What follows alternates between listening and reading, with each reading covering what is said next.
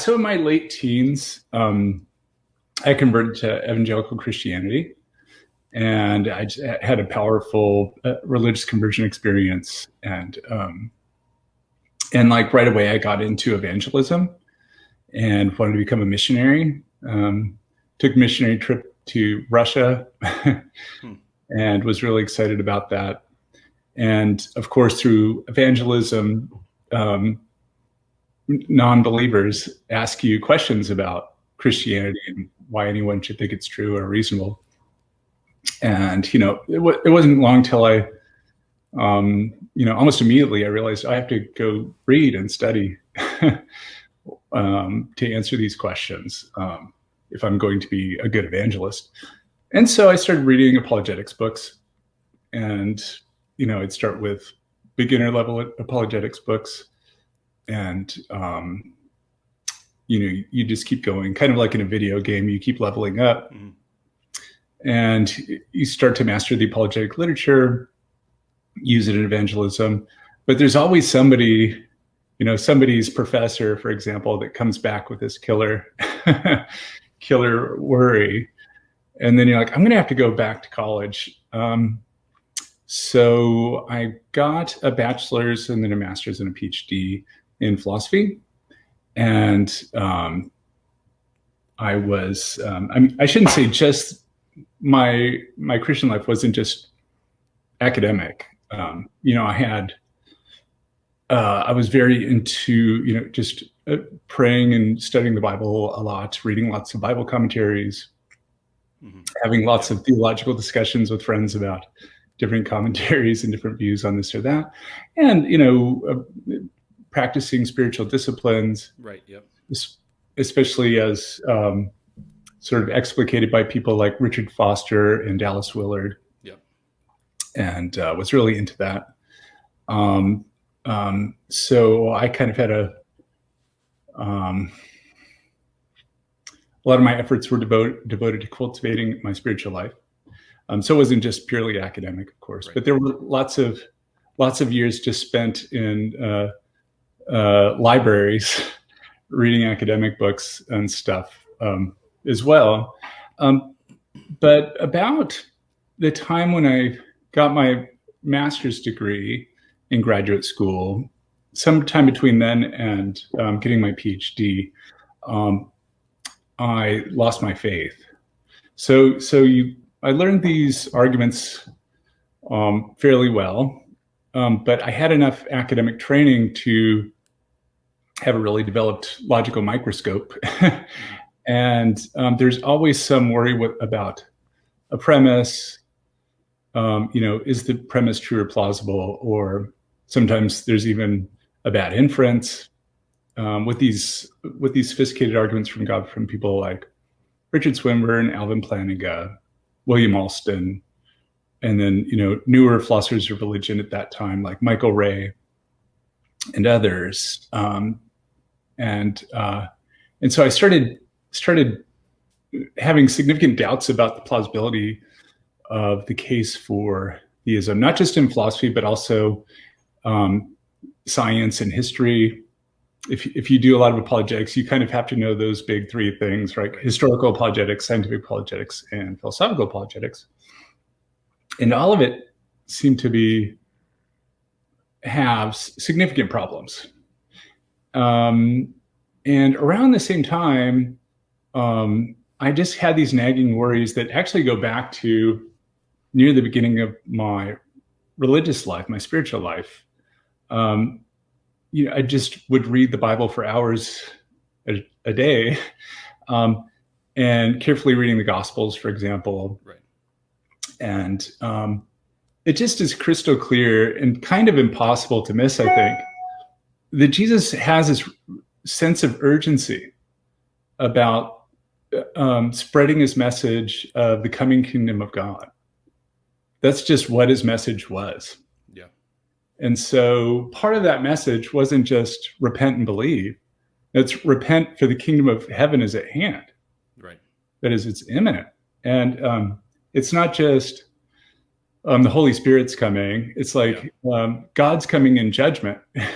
He's going to judge the living, the dead, and resurrect the living, and send everyone else to Gehenna. But right? John solved that problem by moving it out a little bit. You know what I mean? Exactly. It's no longer about the kingdom of God. It's about eternal life and being born again. And so you get a new message when you get to John.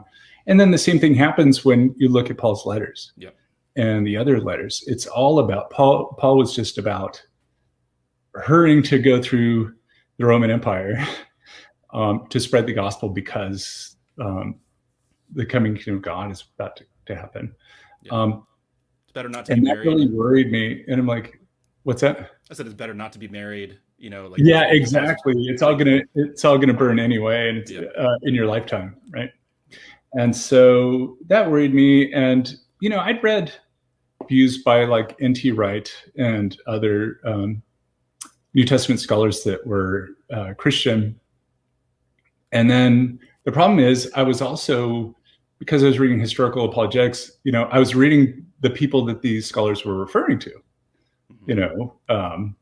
like the third questers, especially the people at that time, the most recent iteration of historical Jesus scholarship, because they're saying, wow, we used to be really skeptical about what we could know about Jesus, but with the third quest of the historical Jesus, we can know a whole lot, because we know a lot more about the context of first century Palestine. And a lot of things Jesus said and did make a lot of sense in light of that. And so you go read those people. You read Paula Fredrickson and Dale Allison and all the rest. And then you're like, oh yeah, they do. You're right. They do know. We do know who Jesus was. He's a failed apocalyptic prophet. And that's what they teach. And they give a rigorous case using inference the best explanation. And then I spent a long time just digging into that literature, the third questers. And then, I looked at the responses from Christian scholars, and I just wasn't convinced. I thought this was just sort of ad hoc mental gymnastics, get around something that's very obvious and basic. Yeah. So in the discussion of miracles, again, I think this is a cool case where Lewis is definitely responding directly to Hume, and he does actually mention Hume, so that makes it even clearer. Right. So in the book, I spent a lot of time just trying to figure out what Hume's argument is. There are many interpretations, and some of them make the argument quite weak and implausible. So I was trying to develop, what's the most challenging form, I think, of Hume's argument. And I don't think the argument is circular, at least not in a sort of simple way. I think that ultimately Hume's argument rests on a principle that basically says when you're evaluating the probability of an event, really any event, but this would include alleged miracles, you should base your estimate of its probability entirely on past experience. And so Hume would say, familiar example, in our experience, the night is always followed by the rising of the sun. So there's always been a day after night. So tonight, what's going to happen? Will there be a tomorrow? Almost certainly. Now, Hume doesn't think that, it gives us 100% certainty, but he says, look, we should base our estimate of the probability of the sun coming up tomorrow on past experience. It's always happened that way in the past. He says this gives us a proof that the sun will rise tomorrow, but he uses proof in a sort of technical Humean way, where he just means it's very, very likely, but even they're not 100% certain. And then Hume takes this principle and he applies it to reports of miracles. And there are kind of two interacting parts of the argument, I think. So on the one hand, he says, consider the case that he really is concerned with, but can't quite mention because he would have gotten in big trouble in the 1700s, the resurrection of Jesus, right? Yeah. So he's got two ideas there. One is he says, okay, each of us, let's consider our past experience. How often have we experienced people rising from the dead? presumably never, or even at very rare. Even if it was once, that would still be very rare, right? So it almost never happens, or I'm assuming for most of us, we've never experienced this. And so for that reason, we should give this a pretty low probability. Now, on the other hand, there's another important part of his argument. Another thing that we've got to consider is, okay, when people give reports of miracles, how often in the past, in our experience, have those reports tended to be accurate? Because you could imagine a world where, people never lie or make mistakes. Imagine a world like that. And then if someone says that, they saw someone rise from the dead, that's going to actually give it a very high probability, because our past experience tells us that people just don't make mistakes or lie about that sort of thing, right? Mm-hmm. So the other strand of his argument, which is important, it's an important part of the argument. So this is, I think, part of what prevents the argument from being sort of circular in a very simple way, right? He's not just, one, I guess, version of the circularity charge would be, well, Hume is just assuming that there are laws of nature that hold without exception. And then he says, because of that, we should always rate the miracle as unlikely. But to assume that the laws of nature have no exception is to assume there are no miracles, which would be just, very disappointing type of circularity. I don't think that's what's going on. Right. Instead, I mean, Hume is actually saying, like, even if this miracle occurred, like, suppose for the sake of argument, it actually happened, it's more that we're just not it's not going to be reasonable for us to believe it on the basis of eyewitness accounts, because of the epistemic position that we're in. So I don't think he's assuming that there are no miracles. It's more a problem of, even if there were any, it'd be very hard for us to give them any credence. Mm-hmm. And again, so the two considerations are, on the one hand, so you get in the Gospels the accounts of Jesus rising from the dead. Hume says, okay, we're going to assess the probability of this account being true. One thing is, how often have we experienced this in the past? Probably never. On the other hand, how often have we experienced accounts of miracles and other, wild stories that turn out to be false? Pretty common. And so put it together, what's the most likely, what most likely is going on? That these accounts are false. And so he says that's the most reasonable thing to believe. And again, notice it's not, the conclusion isn't even that it didn't happen. It's like, maybe it happened. It's just, it's never going to be reasonable for us to believe that kind of thing happened. Because we're very, we've never experienced that, and we're super familiar with human beings making up wild stories and being unreliable. Right. And he's got this whole section in the where he's presenting this argument, which is often overlooked, where he's just going on and on about, how people love these wild stories and rumors and gossip. And this part of the argument is sometimes ignored, but this is it's not there just for fun. It's an important part of the argument, right? Right. Because that's the part that is supposed to suggest that it's just more likely we should estimate the probability of this account being false as much more likely. He even mentions celebrity gossip. Yeah. he says like, people love it when they hear some report of people getting married or something like that. Yeah. Like tales of dragons and like, well, that's not quite celebrity gossip, but yeah. Yeah. So it's funny when you read that section now, I mean, you just think of the contemporary world, and it's just right on the money. Yep. And so I think where Hume is coming from is like just the epistemological situation we're in. I mean, people are part of the problem. Like if just our penchant for being gullible and liking wild stories and making them up, that kind of screws things up for the theist. Right. Yeah. Like, geez, how on earth then could we give any serious credence to these miracle accounts? Again, combined with the lack of that sort of thing ever happening in our own experience. Yeah.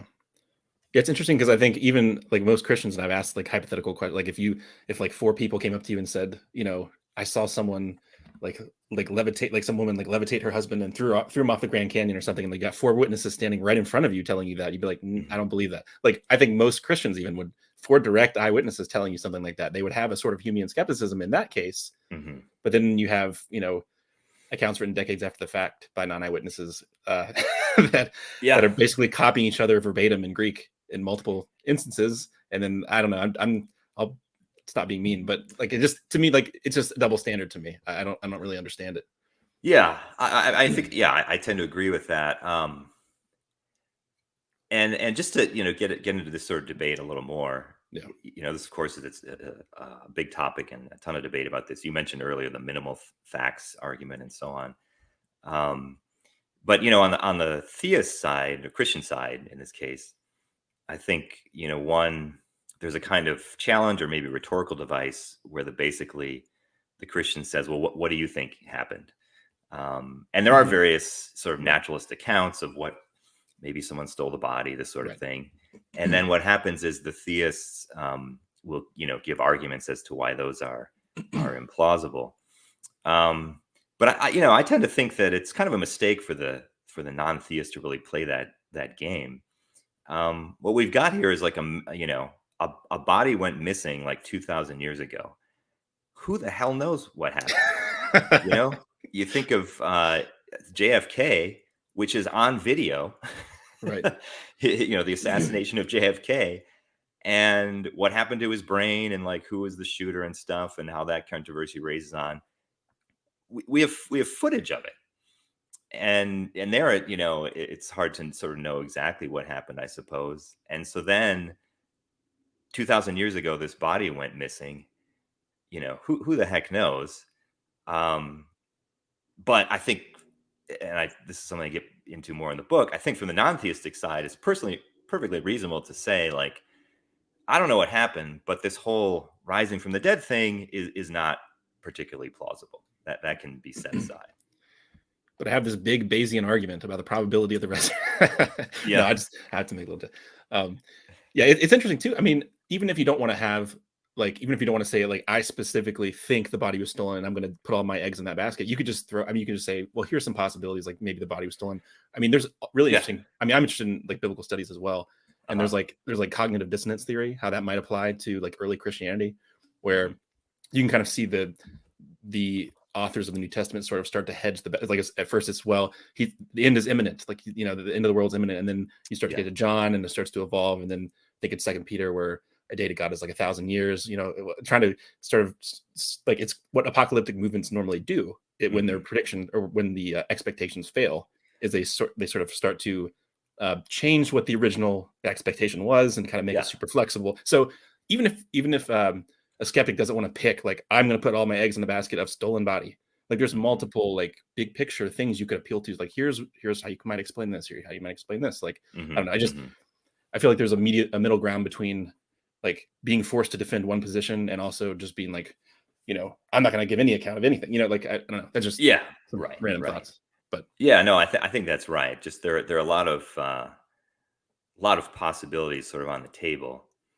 And I guess this comes up in the book. I think one other point that's important, and I do think this is something that many sides, or people on both sides, some of them at least, would be sympathetic to or agree with, which is when we come to these miracle accounts and we're trying to assess their probability or plausibility, we inevitably bring to them a basic view of reality and how the world, what reality is like and how things tend to work.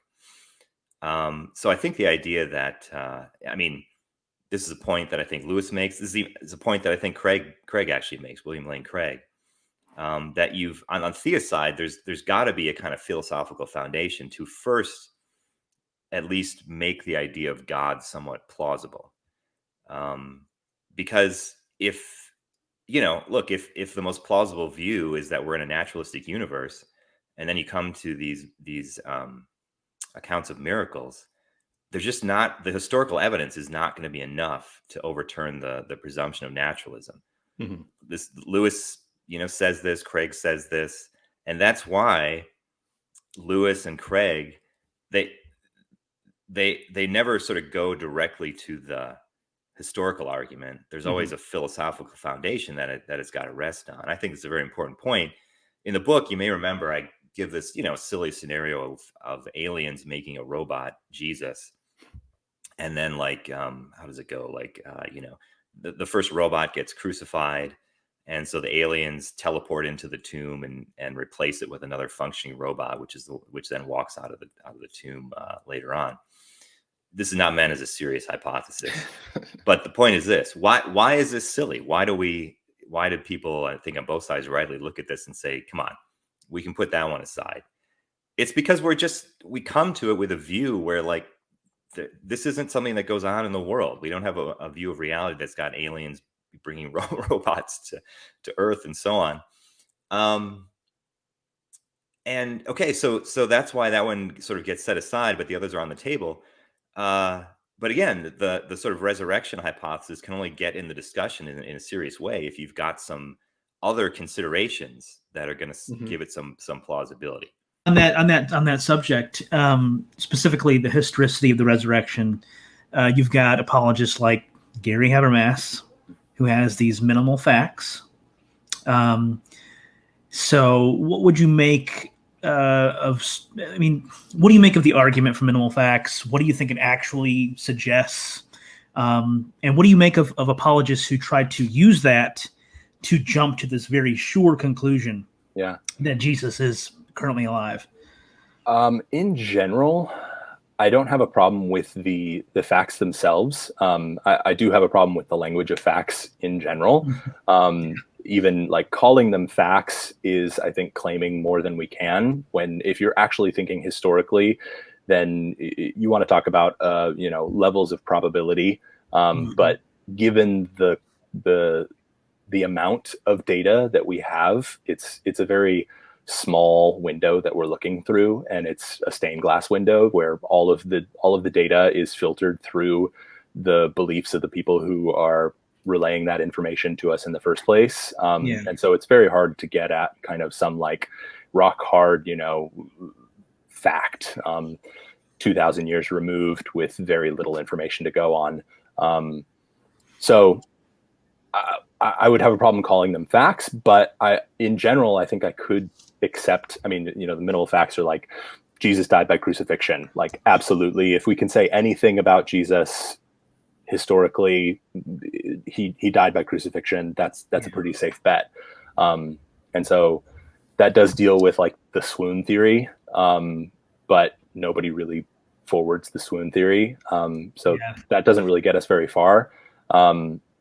The one that I think is the most important one is just that the disciples they believed that they saw Jesus risen from the dead. And that's, that there was individual experiences and group experiences of Jesus appearing to them alive after the crucifixion.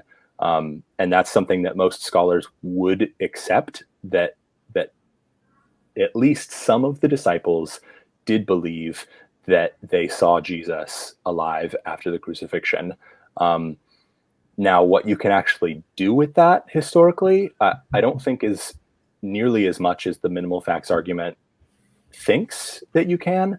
And in that sense, I think the minimal facts argument really kind of functions like a Trojan horse, where you get in the door with these kind of bare bones facts, but then in order to actually kind of cut off at the pass any suggestions of any other alternative, like kind of naturalistic explanations of those facts, you have to rely on a lot more than just those facts. Like, and a classic example would be if someone puts forward the hallucination hypothesis as an explanation for the appearances of Jesus to the disciples, the way that Gary Habermas or Michael Licona or any of those people would respond would say, no, that can't be the case because group hallucinations don't happen.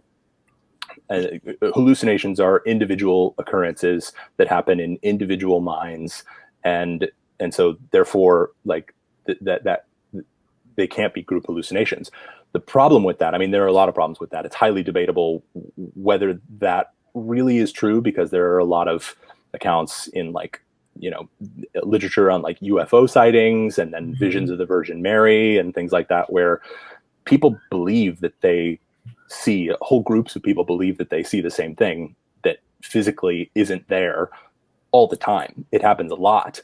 But obviously the question is when we sit these people down can we interview them individually and arrive at, like, if we say, okay, what did the aliens look like?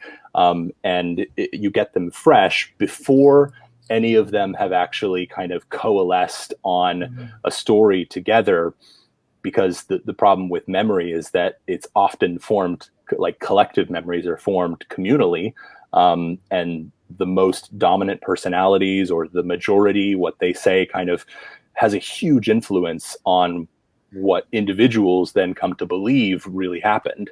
I think a recent example of this, I don't know if you guys remember, I think it was around the time of the 2016 elections, where Trump said that he was saying repeatedly, he claimed that there was people during 9/11 on TV, huge crowds in New Jersey who were, crowds of Muslims who were cheering and celebrating, dancing in the street over the destruction of the towers. And then because he said that, then literally thousands of Americans agreed with that and have this memory where they think like this really happened. There's no evidence of anything like that happening, but you have a very strong personality in Trump who is making this claim about this memory, and just the fact of saying that makes people feel like, people who that claim, sits well with their worldview, agrees with their particular blend of confirmation bias, and that's a real memory that a lot of people have, even though it didn't happen. As far as we know. So, it's something like that where memory formation is a really tricky thing. Just yesterday, I think I wrote this on Twitter, but my parents just visited and they have a story that's very formative to their faith. But it's an experience they had where they were traveling through a storm, and their Suburban that they were in was rocking back and forth in this storm, and my mom looks in the rearview mirrors and there are men in running shorts on both sides of the car. Looked in one rearview mirror, looked in the other one, and there are these men in short shorts, it's the 80s, and they're holding the car, and then the car stopped rocking back and forth, and they got through the storm and they were safe, and they were like, oh my gosh, this is a miracle. But I always heard that story. I heard them tell this story so many times, and I thought that they both saw these men in running shorts, but they just visited and they told that story again. And turns out, at least to how they tell the story now, just my mom saw the men. My dad didn't see them. But so that's an instance where, even though I heard that story dozens of times throughout my life, for some reason I thought that it was a group encounter when it was just an individual encounter. But all of that to say, to try and make a claim that, to move from the claim, some disciples believed that they all saw Jesus risen, appeared to them, to move from that to say that can't be a hallucination because group encounters don't happen, is presupposing a hermeneutic of trust where we can basically believe word for word what the gospel accounts say about those group experiences, and that those are basically word for word history. And so it's an instance where the claim of the minimal facts is that, we're only making our argument based on what the vast majority of critical scholars, both Christian and non-Christian, say about the evidence. But when it gets down to it, they default to their evangelical presuppositions about that evidence.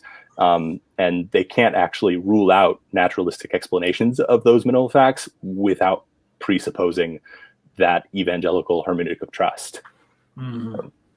Yeah, the example from Trump's comments about the Twin Towers reminds me of the Mandela effect. Yeah. Where people think they remember seeing this funeral for Nelson Mandela. There's other examples of that throughout history, and but yeah, when I was younger, I have this very vivid memory of going to Disney World in Florida, or Disneyland, and going on the "It's a Small World" After All ride. Okay. And this witch popping out from the wall. I was 1 or 2 years old, but it's very vivid in my mind, very vivid. So I talked to my mother probably 6-8 months ago. I said, "Do you remember going on this ride and this witch popping out from the wall?" There was no witch. Nothing. It's a completely false memory. She doesn't know where it comes from, but it's something I invented, and I've had it it's my earliest memory. That is no memory at all. It's just bizarre the way we form memories, and I think that isn't what happened with the resurrection appearances, but I think there's an element of that. I think you mentioned bereavement hallucinations, where people they see what they want to see, and they because I think Peter saw something. I don't know if the other disciples did. Yeah. But Peter did, and I'm sure Peter exerted incredible influence over everybody, and they sincerely believed that Jesus was alive, and you have in Matthew, and then in basically in some form or another in all of the gospel accounts, you have this kind of minority report where some doubted, and what would it be like if we actually had testimonies, eyewitness testimonies from those people who doubted, because obviously the narrative that we have isn't told from the perspective of those people who doubted. Exactly. And so we don't know. And I mean, I know like Mike Licona argues that statement that some doubted doesn't mean that they kept on doubting, and it must maybe, but I mean, that's a particular interpretation of that evidence that that could be true, but I find it doubtful. I doubt it. Yeah, I think we assume that ancient people just believed everything that was told. Like they are somehow they were less discerning than we are. And I don't think that's true. I don't think that people just, if somebody had said if somebody in the first century was told, hey, somebody rose from the dead, I think they'd be skeptical of it. I don't think they would automatically think, oh yeah, sure. No, I don't think that was the case. I think they were just as skeptical as we are. I just think we have better tools now to determine whether these things are true or not. But the idea that they just believed it because they were primitive or whatever, come on, no one believes that. No, I agree, and that's a point that that N.T. Wright makes that I think is really valuable. But the Epicureans are a really good example of people. I mean, you can read Epicurean works from the first century, or not from the first century, from I think it would probably be second or third at least, but where they are mocking Christians because of their belief in the resurrection. They sound a lot like modern people. Yeah. So now that we're kind of talking about the historical evidence, let's say a random Christian popped into the stream. What would if you were to lay out a case against the resurrection briefly, like what would you say to that person? Like why you don't believe that Jesus rose from the dead? I mean, first of all, I would say that the evidence is like I said earlier, the window that we have, the window of access into that is really small, and it's kind of like that picture of the Loch Ness monster, where it's like if you're predisposed to believe that the Loch Ness monster is real, then that like grainy black and white photo of the Loch Ness monster that we don't really know, like the process of how that. Who took this picture? Where did it come from? Like, if you're predisposed to believe in it, you will. If you aren't, you won't. And there's, I think, something analogous in the resurrection accounts where it's like these are narratives that are produced by a community that believes in it, but we have those same kind of narratives for things like UFO sightings, visions of the Virgin Mary, that actually I'm reading a book right now, actually. This book, Visionaries, by William A. Christian Jr., and it's a history of visions of the Virgin Mary that took place in the Basque country of Spain in 1931. And recent history. Yeah, it's pretty recent history, and most of the accounts he got, firsthand from these people when they were elderly. So the level of like historical access that he has to these people is a lot better than we have to the New Testament. And obviously some people would, they would put a big stake in saying that the Gospels are eyewitness testimony, and you have the Richard Bauckham kind of argument, but that's highly debatable stuff. And very few critical scholars follow in that route. And even Richard Bauckham doesn't think that the Gospels were actually written by eyewitnesses, and so Right, there's yeah. a key distinction there. People like to claim Richard Bauckham, and they've never actually read Richard Bauckham. You know what I mean? Yeah.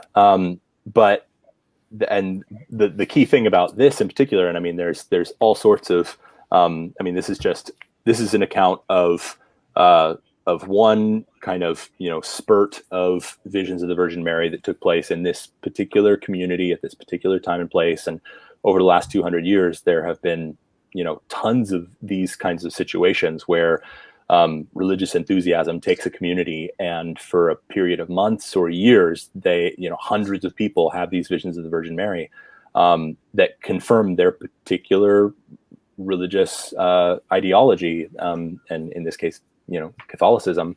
But this one, what's interesting about this one is that it's not accepted by the Vatican, and so not even mainstream Catholics would consider these veridical, but there are group encounters here. I mean, where groups of over a dozen people claimed to see and would not recant their testimony of seeing the Virgin Mary and her speaking with them, and so I mean that's a lot more solid historically than what we have with any of the testimony concerning the resurrection. But going beyond that and the kind of narrow window of access that we have, you have contradictions, huge contradictions. And it's the contradictions in the resurrection narratives is much higher than you have throughout most of the rest of the gospel. And so it's not even an argument of like the general unreliability of the gospel. Like I tend to be someone who sees a pretty high, I would take a lot of the synoptic gospels as containing history.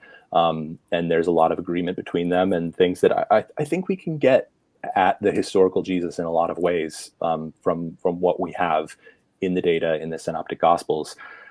But it all kinds of falls apart when you get to the resurrection narratives. The level of agreement to disagreement, the disagreement is so high.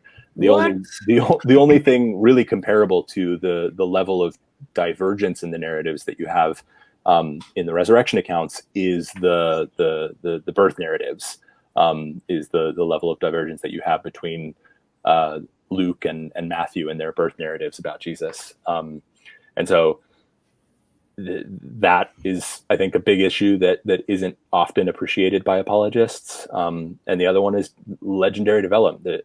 Legendary development. There are really clear signs of legendary development in the resurrection narratives, and we could talk about those if you want. And well, let me play devil's advocate for a moment. So, first of all, let's take the resurrection in Mark, and let's just assume that Matthew and Luke used Mark, okay, for the sake of argument. Why would Mark have the very first witnesses to the resurrection be women, especially when we know from history that women's testimonies generally were considered unreliable? What possible purpose could Mark have in using female characters as the primary witnesses to the empty tomb?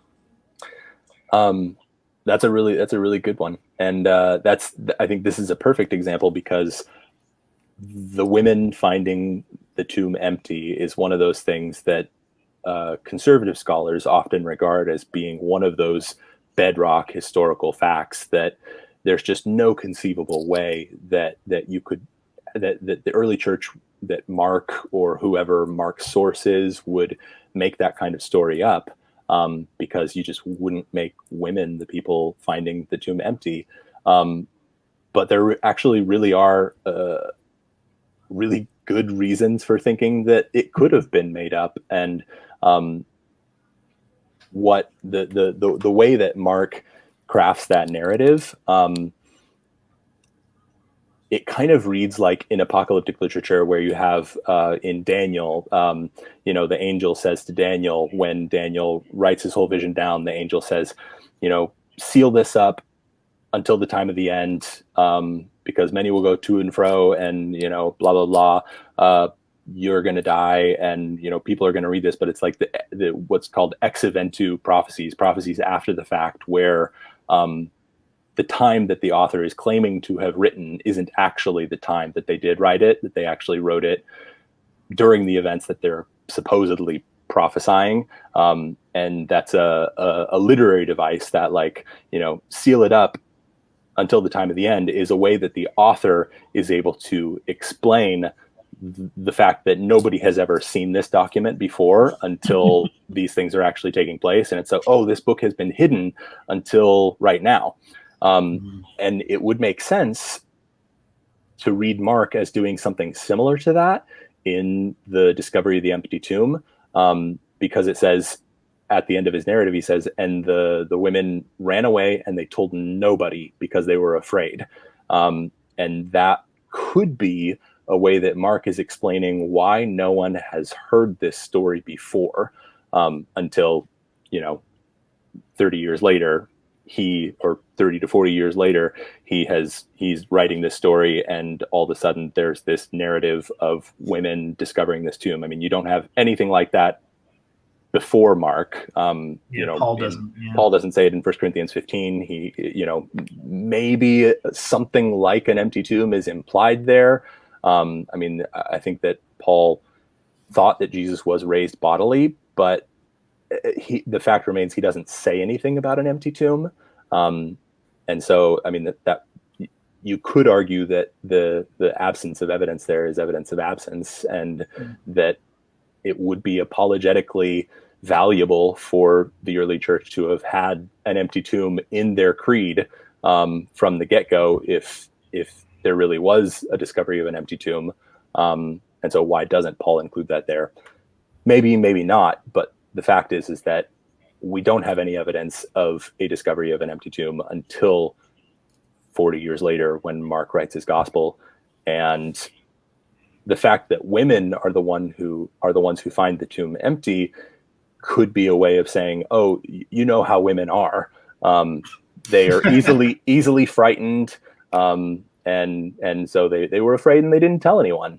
And obviously, Matthew then takes his source, Mark, and he changes it so the women go and immediately tell the disciples because they were filled with joy, and the disciples hear about it, and then they go to Galilee like Jesus told them, and then they see Jesus in Galilee. The women see Jesus too. They're the first ones to see Jesus when they come back. So I'm not settled on that, whether or not, the question of the empty tomb in general is something where I see good arguments for it and I see good arguments against it, but there's not an ironclad case in either direction. And so it's one of those things that the data is underdetermined right there. And I wouldn't hang my hat on it either way. And so to try and, rest a whole worldview on that just doesn't work. Yeah. So far you've basically said, I wouldn't say, so the testimonial evidence is kind of unimpressive compared to other stuff. Is kind of what you said so far. Yeah, stuff that's happened recently. Yeah. Right. Nowhere near it. Well, it's interesting too. I just don't feel compelled to accept. People debate how you define a miracle and all. Sometimes I think that detracts away from the conversation. You know what I mean? But I just don't feel compelled if I think that testimony by itself is all I have for these kinds of miraculous claims. I just don't feel compelled. Like, I feel like people should be compelled, or people should act like the evidence is so good, you should be compelled to accept it. Because I've said this in other streams before, but like my Christianity was held up by multiple pillars. And so the resurrection seemed plausible to me within a structure of like, I thought that, these prophecies were pointing to Jesus. I thought that the gospels were more reliable than they are. I thought that this was all packaged in this divine book that had like no mistakes in it. So like there's these things that are holding the belief up, that once it's just the testimony itself, then I'm just like, I just don't think it's that good. Like, it's really not. Yeah. At least, my opinion.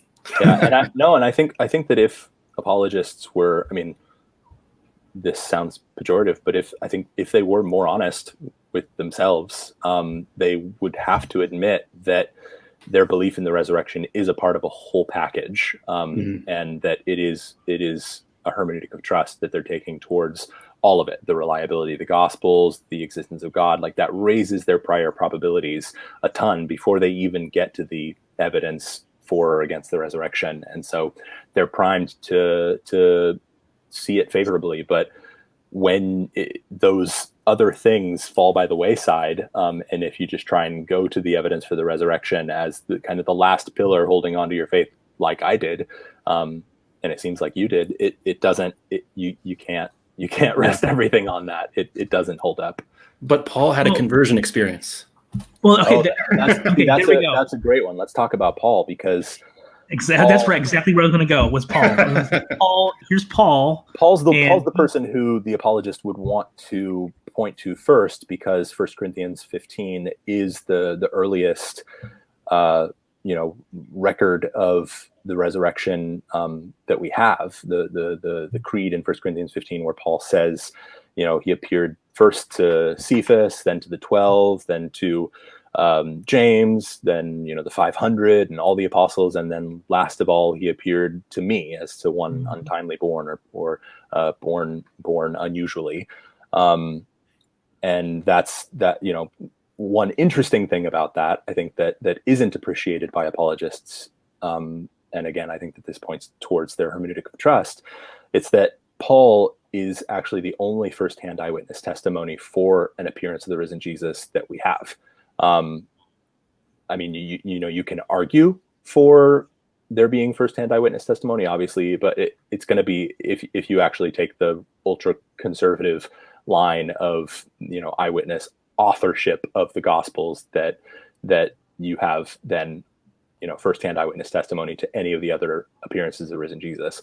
If you take a majority view to the Gospels, then Paul is it. All we have is Paul, and then second or third or fourth, hand testimony of everything else. And so that puts a lot of weight on Paul, and that puts a lot of weight on Paul's own conversion experience, because that's it really that we have in terms of like a solid eyewitness testimony for an appearance of the risen Jesus. And the problem with that is that from both the accounts of Paul's conversion experience in Acts and his own account of that in Galatians 1, it seems like by far most likely that what Paul experienced was a non-corporeal, non-physical, internal vision of Jesus, not an external, physical, corporeal experience. And that's for sure what Luke thinks it was in his account of Paul's conversion in Acts. In Acts 26, I think it's verse 19, he says, speaking as Paul, Paul says, I was not disobedient to the heavenly vision. He calls it a heavenly vision. But then in Galatians 1, where Paul is talking about his conversion experience, he calls it a revelation, and uses the same language. That's apocalypsis, but it's the same language that he talks about his third heaven experience in 2 Corinthians 12, and that's routinely used for visionary experiences. I mean, it is the language of the book of Revelation, the revelation of Jesus Christ. And there's a lot of debate about when he talks about that it had happened to him or in him. Yeah, I think the Greek word is "en," isn't it? Isn't the preposition "en"? There's debate. Yeah, I know. I have here behind me, It's Galatians 1, right? James Dunn's commentary on Galatians, and Dunn argues. He says, here he describes it as an act of revelation, as an unveiling of the heavenly reality, which is Christ as God's Son raised from the dead. This ties in with the records in Acts of Paul seeing the exalted Christ as a heavenly vision. That there was an auditory as well as a visual identification of the exalted Christ is not excluded by what Paul says here.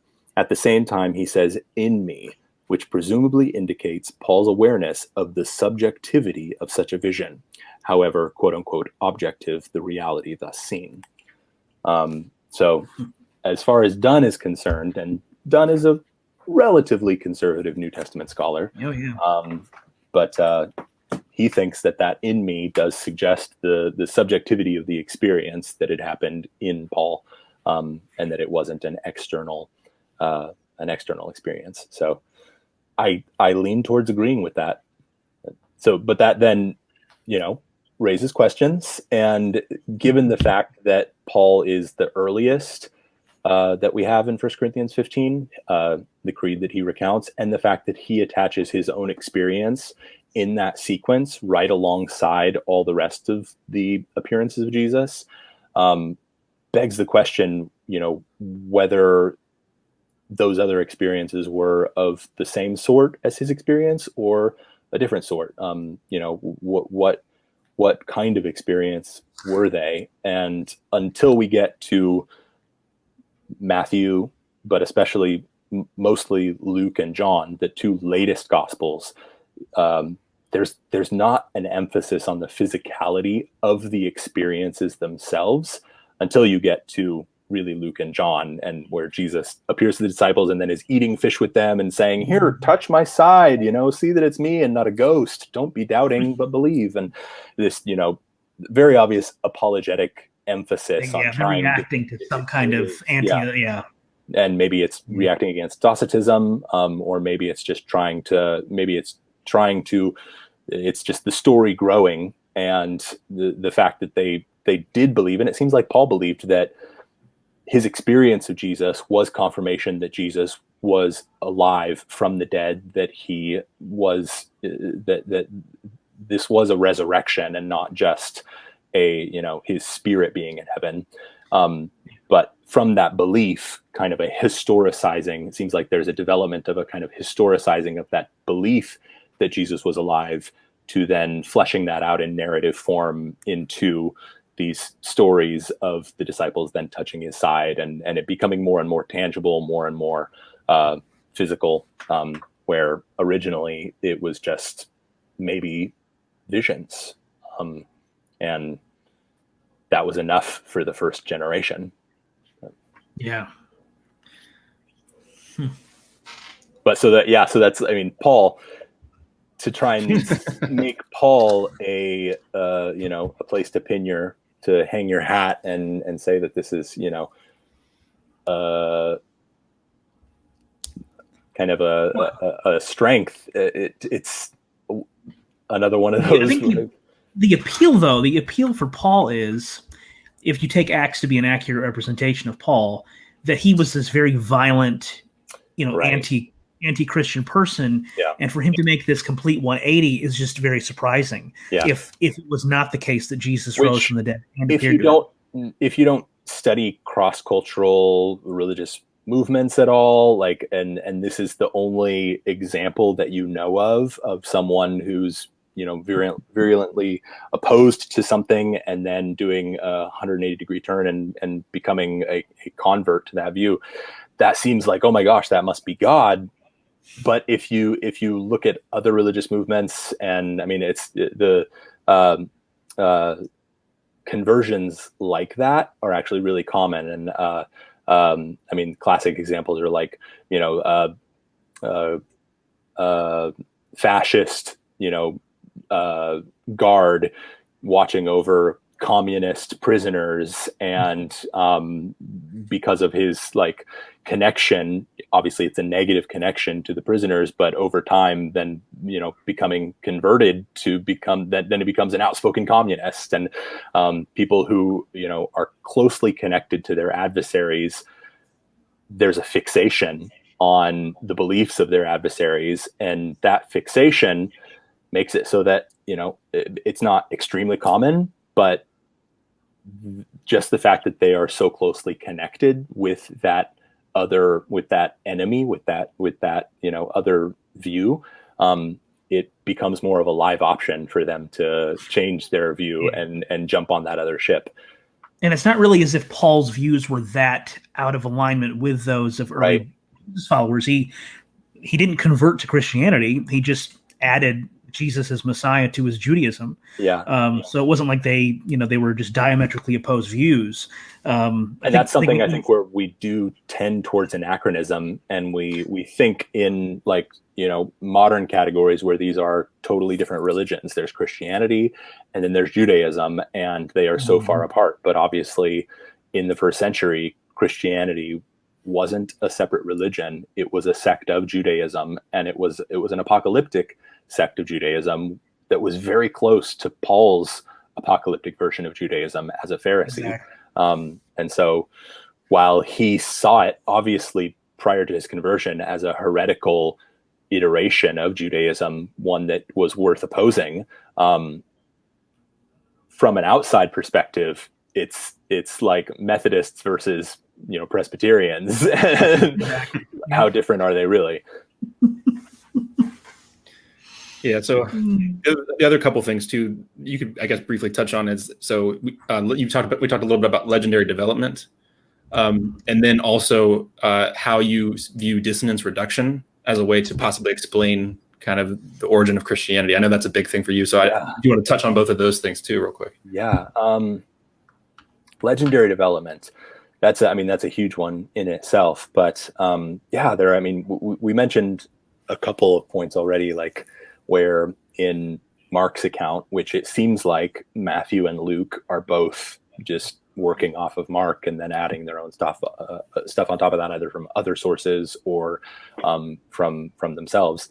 But one place where Matthew is working off of Mark, and the fact that he is working off of Mark makes it really clear when he diverges from Mark that this is what we're dealing with here is redactional. It is an author changing something, and another word for that is legendary development. Matthew, in his narrative of the discovery of the empty tomb, he takes verbatim from Mark, where Mark has the women, the last verse of Mark's narrative before the added extra part of Mark that isn't original.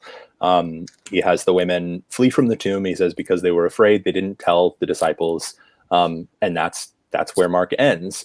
Matthew obviously isn't satisfied with that ending. And so he needs to do something to be able to continue his narrative into the appearance of Jesus on the mountain in Galilee. And so he has the women run with fear and with great joy, and they immediately go and tell the disciples what Jesus told them, and then the narrative continues. So that's a pretty clear instance of legendary development. Another one where Luke does something with Mark that's very similar.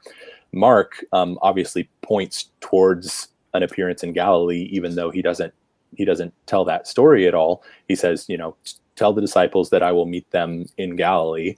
And then Matthew obviously has that narrative, then a narrative of Jesus appearing to the disciples in Galilee. Luke wants to have all of his appearances in and around Jerusalem. He wants to stay in Jerusalem. And so he needs to do something with Jesus telling the women to tell the disciples to meet them in Galilee. And so where Mark's texts reads, tell the disciples I'll meet them in Galilee, Luke says, remember when I was with you in Galilee, how I told you this would all happen and I would appear to you. And so he changes the wording of his source so that it can fit with all of his appearances that he wants to have in Jerusalem. And so that's a pretty massive shift of everything taking place in Galilee to everything taking place in Jerusalem. And Luke changes the language of his source so that he can make it work that way.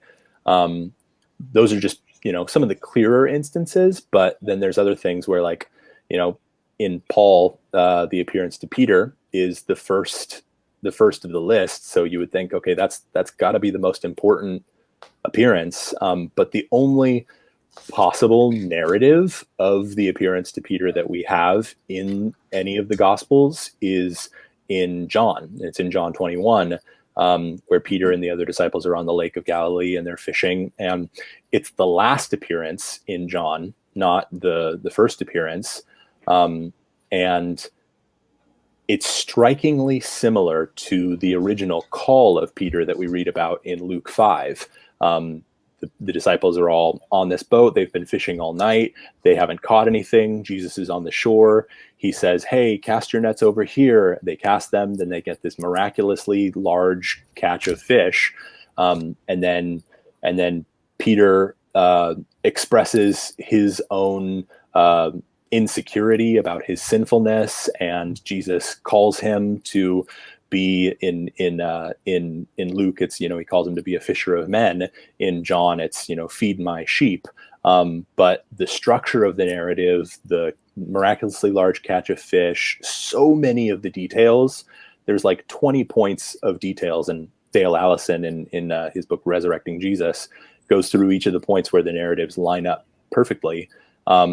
And it suggests really strongly that what we're dealing with here is either Luke taking a post-resurrection story of Jesus' appearance to Peter and moving it to the original call, which is possible, or we're dealing with John taking a story from the original call of Peter and moving it to a post-resurrection setting.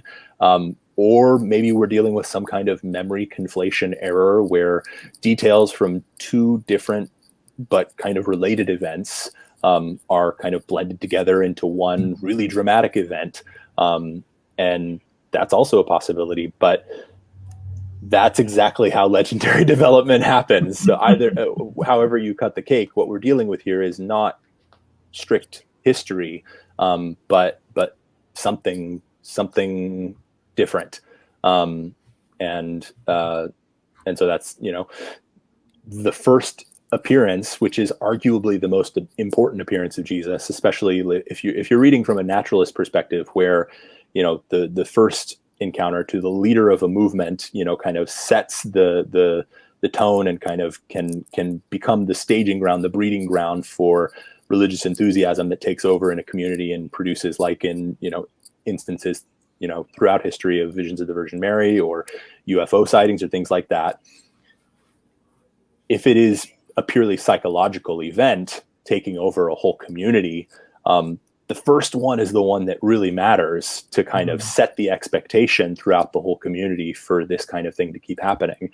But we know next to nothing about what actually happened to Peter, and the only possible accounts of that experience that we have are obviously highly complicated and arguably legendary. So what do we do with that? Yeah, we just believe it. So one of the things, what I want to start with is, you frame this, Matthew, in terms of like the meaning of the resurrection, like what it would have had, but basically the idea is like the timeline of what they were expecting. And I know both of you have written about this, the idea of this imminent expectation of the end coming, and that this resurrection belief had a lot to do with, this eschatological expectation.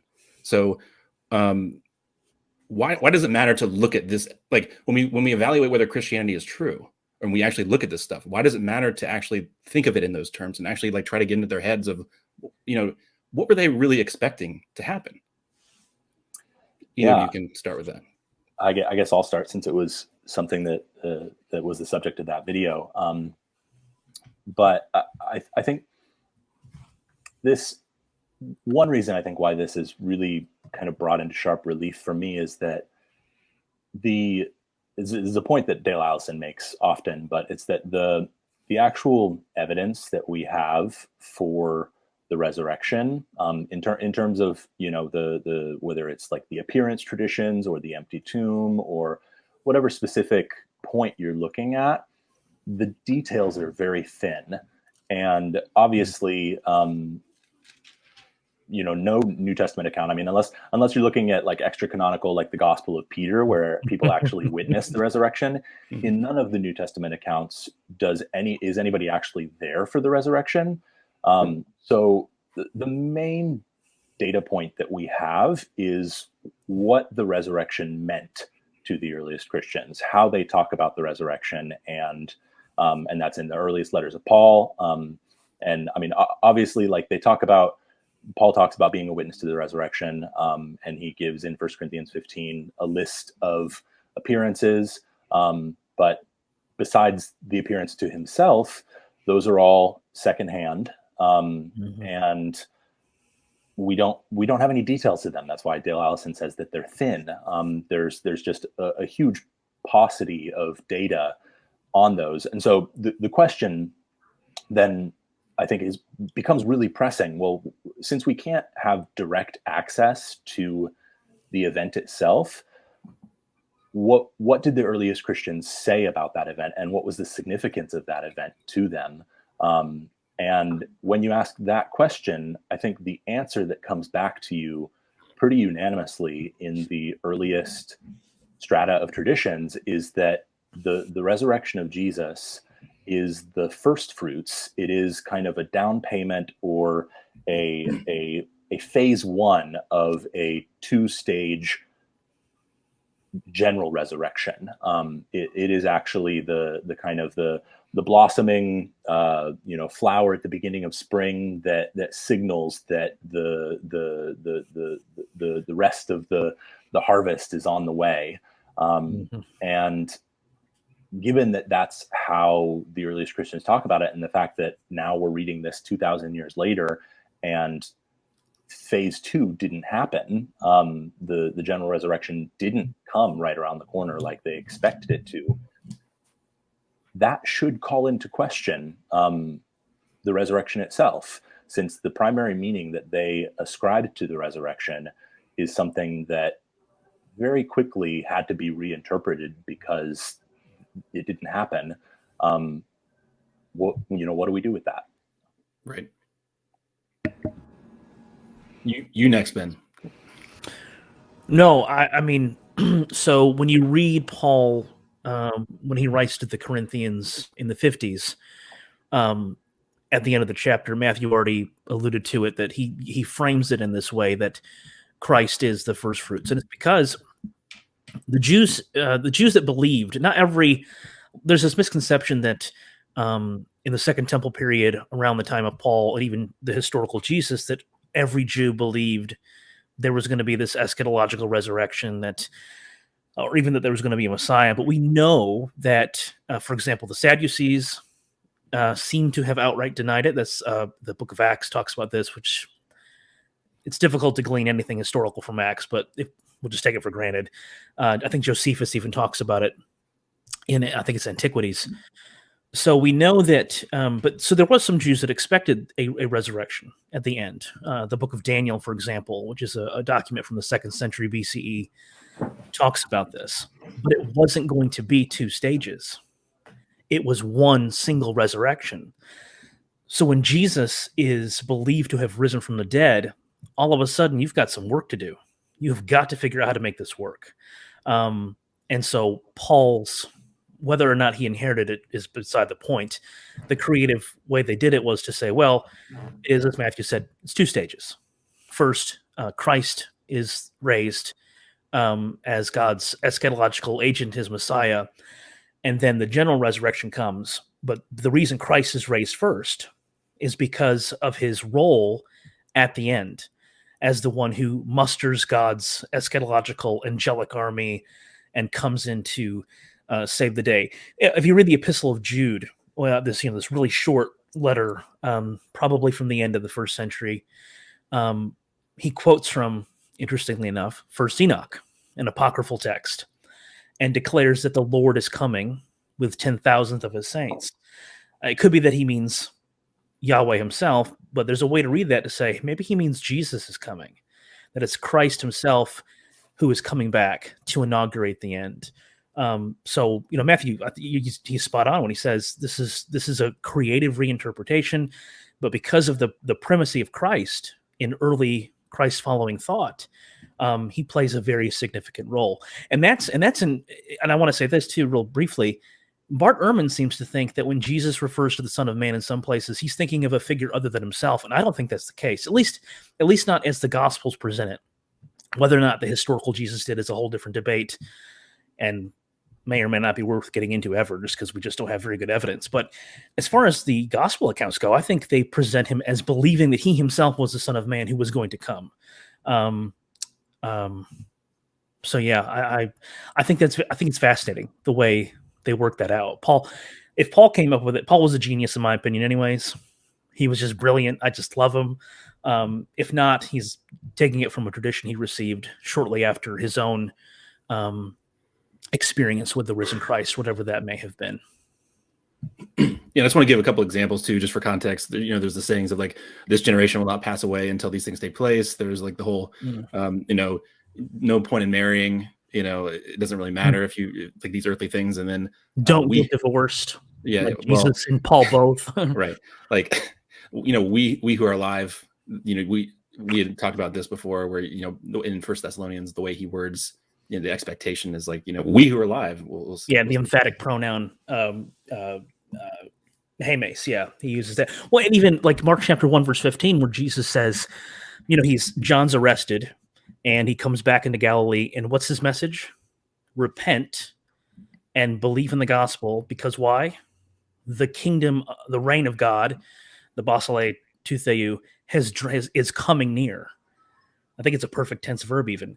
It's this idea that it is right on the cusp. It is right around the corner. There's no missing it. You have to do some, well, we'll get to that later, but yeah, exactly.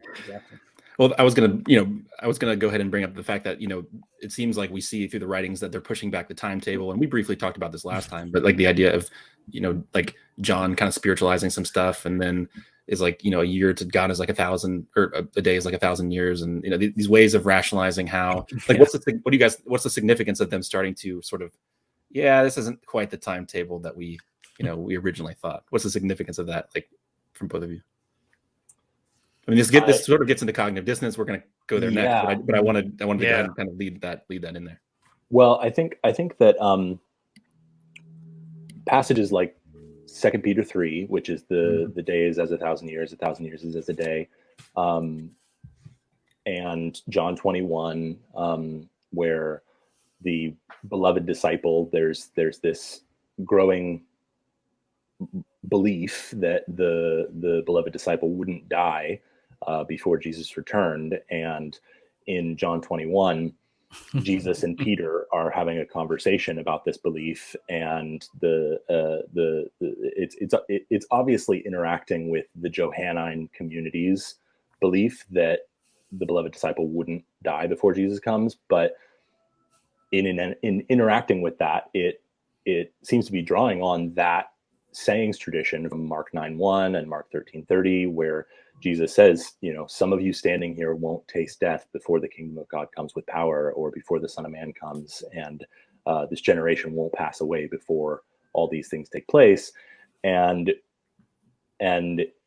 what John 21 does with that is really interesting, because it says it turns Jesus's kind of declarative, definitive, you know, this generation won't pass away, you know, some standing here won't taste death. It turns that into a hypothetical. It says, you know, he didn't say that the beloved disciple wouldn't die before he came back, but he said, what is it to you if I keep him alive until I come? And so it turns it into kind of an abstract point about the supremacy of Jesus and his ability to do that. But it turns the prediction, you know, into a hypothetical.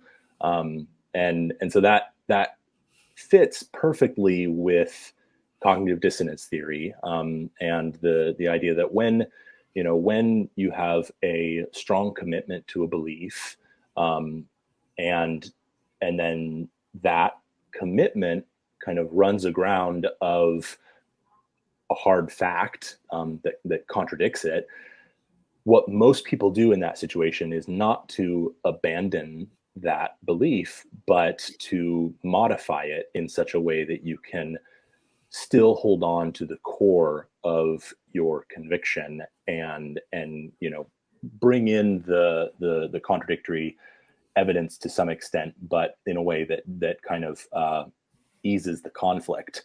And so it seems like passages like John 21 and passages like 2 Peter 3 they're the most obvious ones in the New Testament that seem, you know, most scholars would say pretty unanimously that is what they're doing. That is a pretty clear example of dissonance reducing rationalization over a failed expectation. But I think once you recognize that with those kind of really clear examples, you can then work backwards. And I think that that there are examples of that littered throughout the New Testament, down to even what we were talking about before with the two-stage resurrection, the expectation that that Jesus would be raised first, and then there would be and that kind of guarantees or is a foretaste of the general resurrection that is supposed to come right around the corner, is one of the ways that messianic and millenarian movements often reinterpret failed expectations after the fact. They turn a single prediction, a single, climactic, decisive expectation of the consummation of all things. When that consummation doesn't happen, they split it in two and turn the predictions that they were expecting this to happen in their time, whether they set a date to it or whatever, they turn that into a more unfalsifiable, much less substantial fulfillment that then serves as a partial fulfillment, a down payment, a already but not yet of the greater fulfillment that is yet to come. And there are many, many, many examples of apocalyptic movements doing this. We can talk about the Millerites or the Jehovah's Witnesses or the followers of Sabbatai Zevi. Let me actually just back up though, because I want to back up and talk about. Yeah, sorry, I just kind of launched into cognitive dissonance. No. I want to go ahead and say, so just for general, just let me zoom out cognitive dissonance, like an example, like that has nothing to do with this. Say you're someone that smokes or something, and smoking is bad for you, and then that creates dissonance in your mind, and you're like, but then you might rationalize it by saying, well, I'm going to die anyway. Yes. So I'm reading that book as well. This is a good book. Got to plug it because it's a phenomenal book.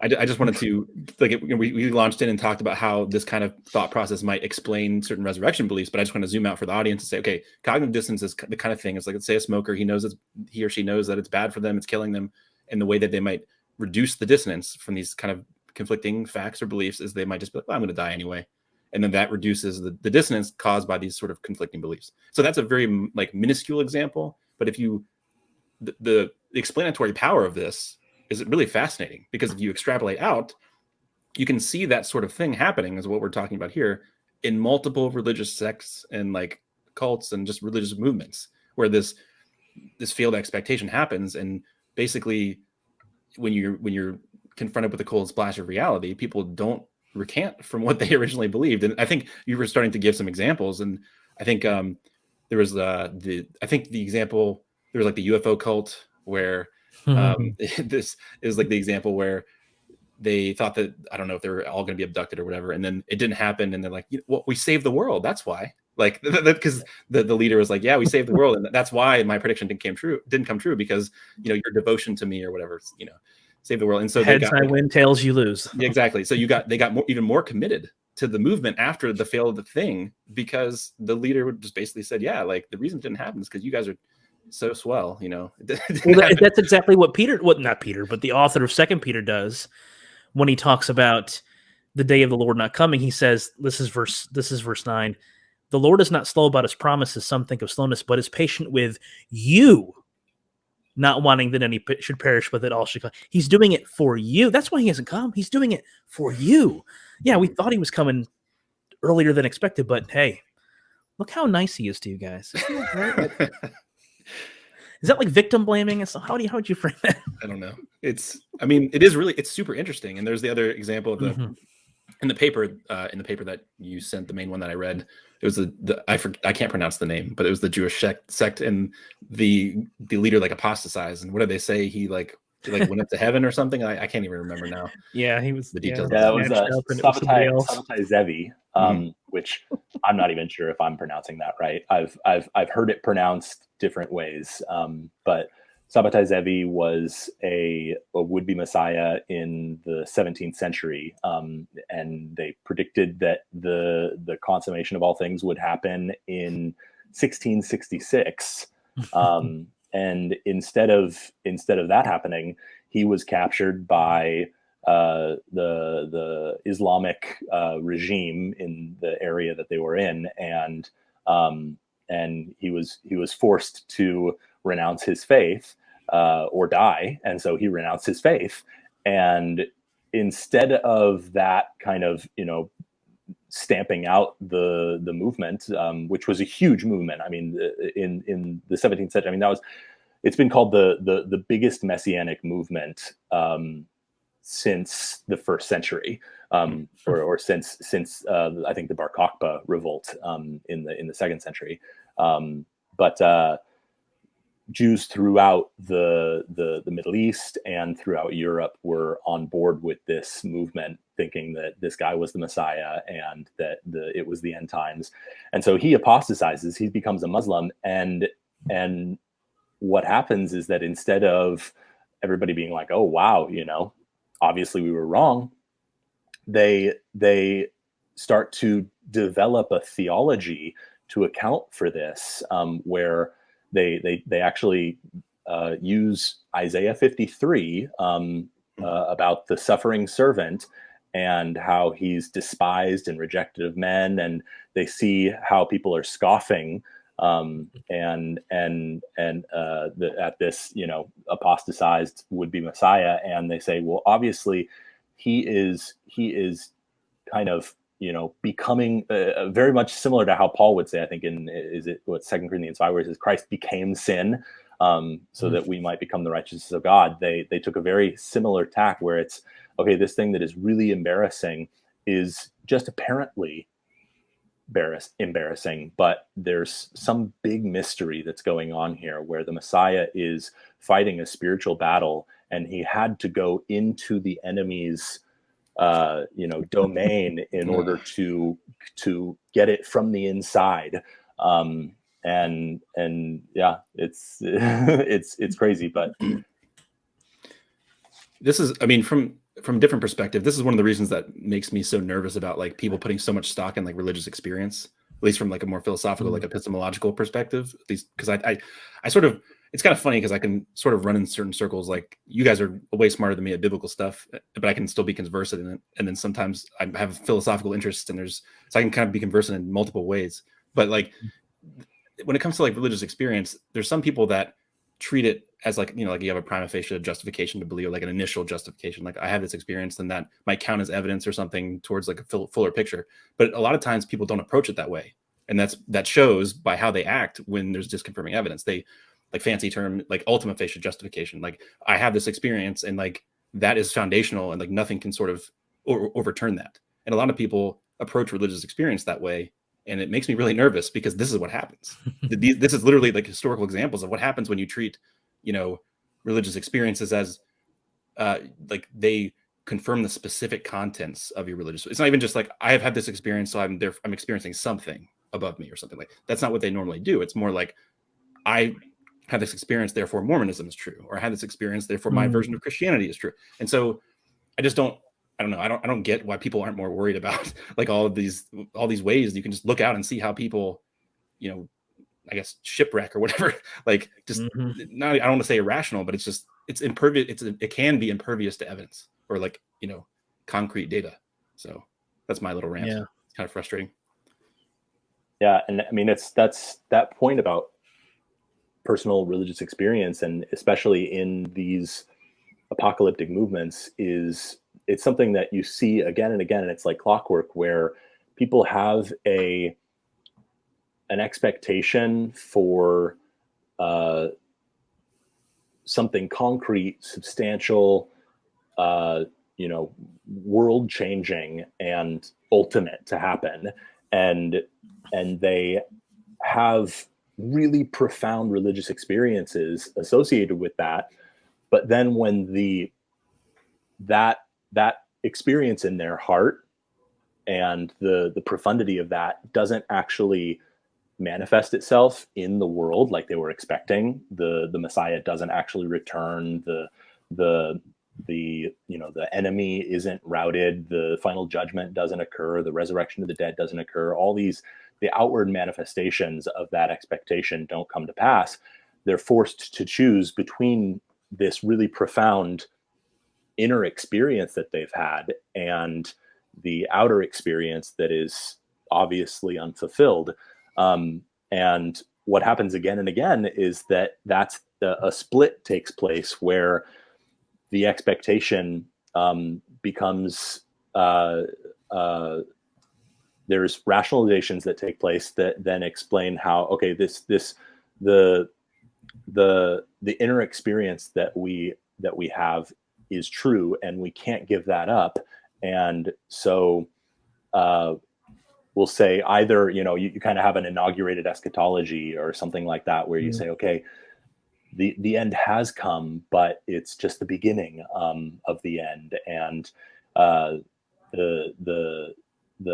Jehovah's Witnesses are a good example of this, where they have we're in the end of the end of the end of the end of the end of the end, and they have this language where, because they've had so many failed predictions of the second coming, where they then they start to talk about the end as something that has happened all these different times, and because they have had to reinterpret all of these failed predictions to associate it with something insubstantial.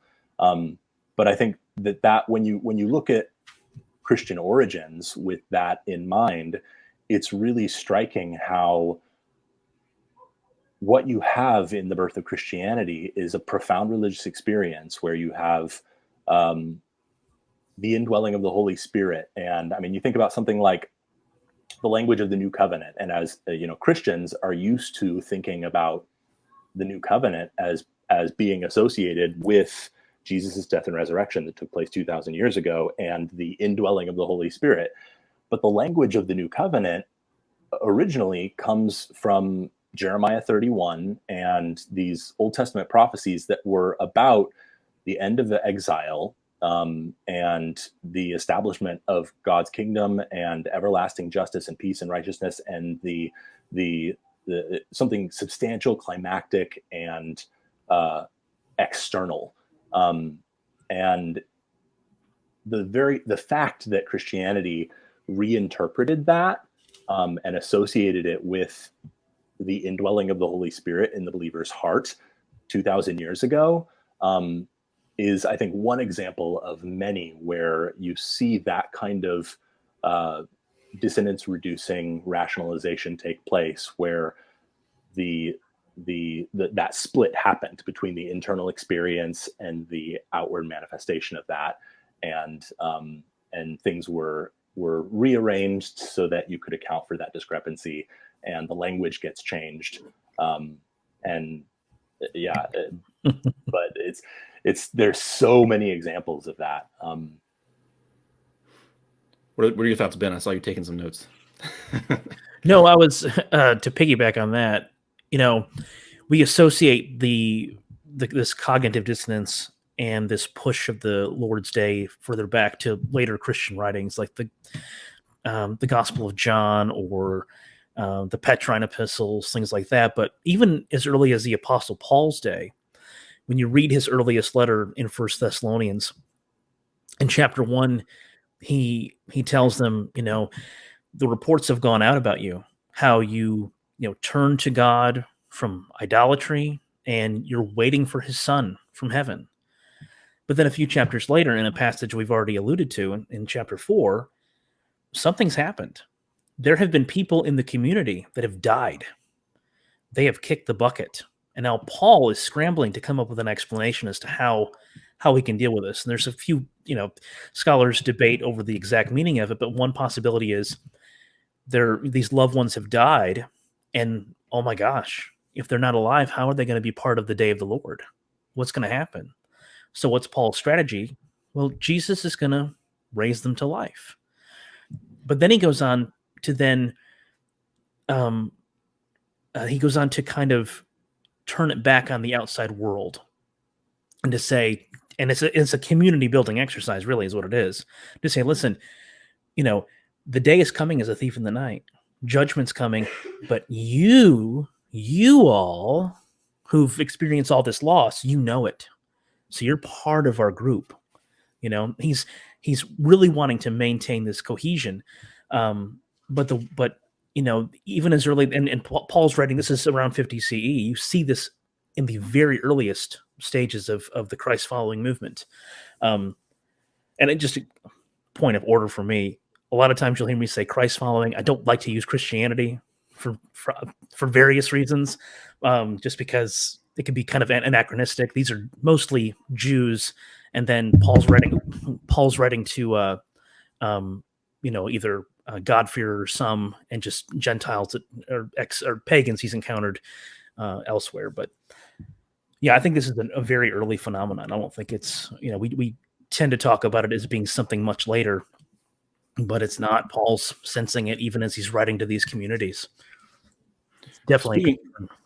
Speaking of Paul, I think that's a good segue into Paul's witness to the resurrection. That was another video that you did, and I know that you guys could probably both speak on that. But so compared to the accounts written in the Gospels, why is Paul's witness to the resurrection or to the risen Jesus problematic? Because a lot of, again, not everyone, but a lot of apologists want to place a lot of weight on Paul, and I think we did talk about this. I think I listened to our last conversation like a week ago, but I think we probably touched on this definitely then, so we don't have to spend a ton of time on it. But why is Paul's witness to the resurrection or to the risen Jesus problematic based on, go ahead. Yeah, you're definitely right that it's something that apologists want to put a lot of weight on, and for good reason, because it is 1 Corinthians 15 is the earliest really substantive description of the resurrection that we have. In Paul in 1 Corinthians 15 gives a list of appearances there, and then he attaches an appearance to himself of the risen Jesus. At the end of that list, he says he appeared to Peter, he appeared to the 12, he appeared to James, he appeared to 500 brothers.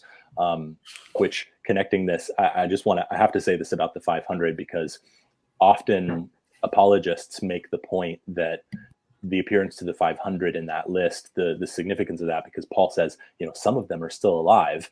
And apologists make that a point where Paul is saying, in effect, they're alive, so you can go and find them and Yep. interview them and confirm this. Like he's kind of like he's a scholar who's citing his sources, or my something bluff, like that that, kind of and thing. saying yeah, go check it out for yourself. And that's almost certainly not what he's thinking or why he's saying they're still alive. I think the reason why he's saying some of whom are still alive is for the same reason that Ben was just talking about with 1 Thessalonians 4 and 5, where Paul is addressing an anxiety about the delay of the Parousia. He's addressing this belief that we see throughout the New Testament that Jesus is supposed to return in that generation. And so the point of him saying some of whom are still alive is in order to say, see, some of those who were standing there still have not yet tasted death. So we know that the promise is still just around the corner, and it hasn't been proven wrong. That they, some of whom are still alive, and so we're still in that window. And so even in Paul, in that early, primary witness to the resurrection, you see that connection of the resurrection of Jesus with the consummation of all things and the meaning that carried for the earliest Christ followers. But Paul attaches the appearance to himself at the end of that list. And the reason that's problematic is because whether you're looking at Acts, in Acts 26, you have Luke writing as if, giving a speech of Paul's before Herod Agrippa, and Paul says in that speech that the appearance that he received was a heavenly vision, and you have three different descriptions of that appearance in the book of Acts, and they don't seem like they are physical, corporeal experiences like the gospel writers have, like specifically Luke and John have with the resurrection appearances to the other disciples in the end of their gospels. But so, that's Luke's description. But even in where Paul himself talks about his conversion experience, the appearance that he received, where he talks about it outside of 1 Corinthians 15, mainly in Galatians 1, it just doesn't seem like it's a physical appearance. He says, he calls it a revelation of Jesus Christ. And that language of a revelation, both like later on in Galatians where he uses that language, and if you look at like 2 Corinthians 12, where he talks about his kind of third heaven experience, he describes that as a revelation.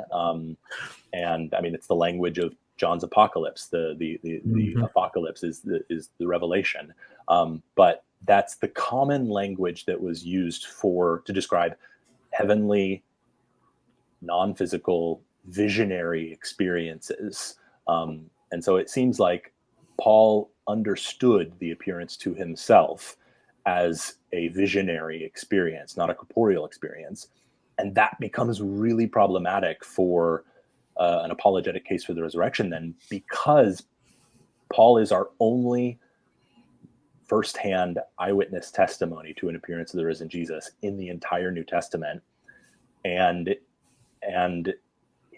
that's the earliest, that 1 Corinthians 15 is what, 50, early 50s, mid 50s. And then most scholars would date the Gospel of Mark to late the 70s, or just before, just after the Jewish Wars.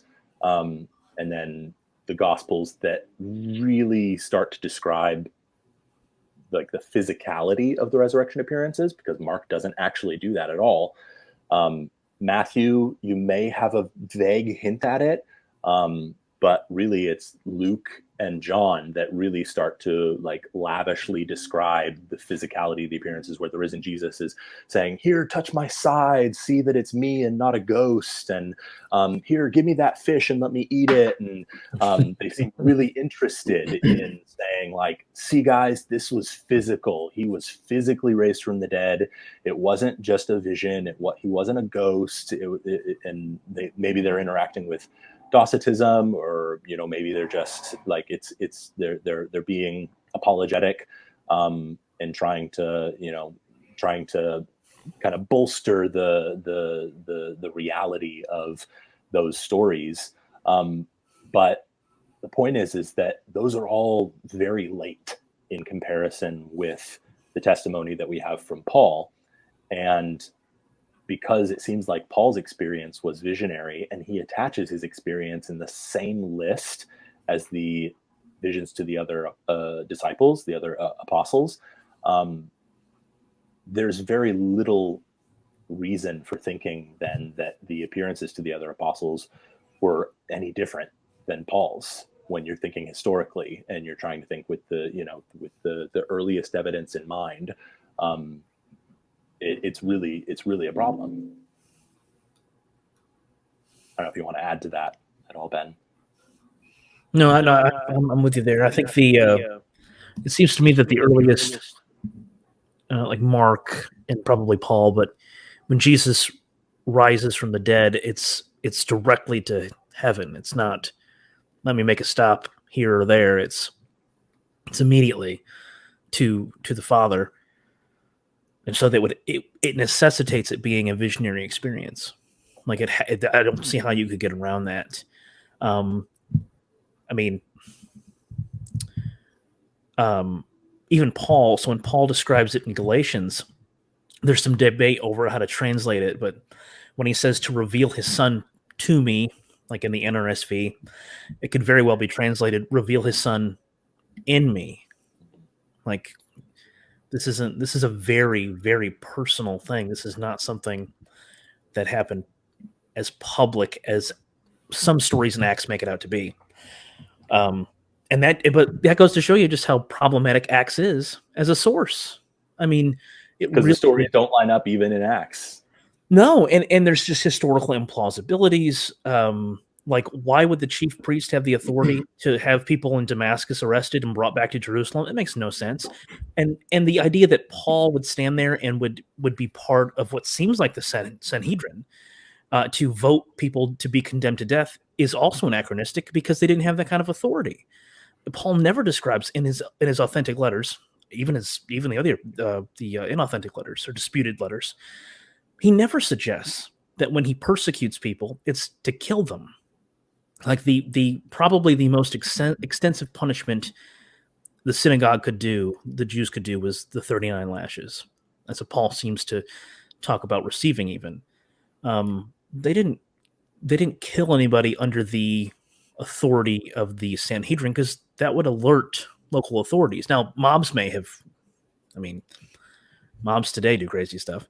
So that's possible. But Paul himself, when he says, like, for example, I persecuted them to the utmost, this is not violence. This is more of rhetoric, ostracizing, things like that. So reading Acts to get much information on what really happened is just, it's problematic. But it gets all these little details right. How could it get all these little other details right if it wasn't divinely inspired? I know. Man, I don't know what you're talking about. I know. But I think what's interesting about Acts there is that it puts apologists kind of between a rock and a hard place. And I think a great example of this is N.T. Wright in his big book on the resurrection, The Resurrection of the Son of God. He has to contend with this problem with with Paul's experience and the way that it's described, both in Acts and in Galatians 1. But so what he does is he kind of tries to prioritize 1 Corinthians 15 and just the language of appearance there, harmonizes that with the Gospel's later descriptions of the appearances to the disciples in order to say, like, it was not visionary. And he says we have to prioritize Paul's description, but then he kind of discounts Galatians 1, and then he discounts Acts by saying, Acts isn't really as reliable as Paul there. So we have to put Paul's testimony to his own experience above Acts's testimony to his experience.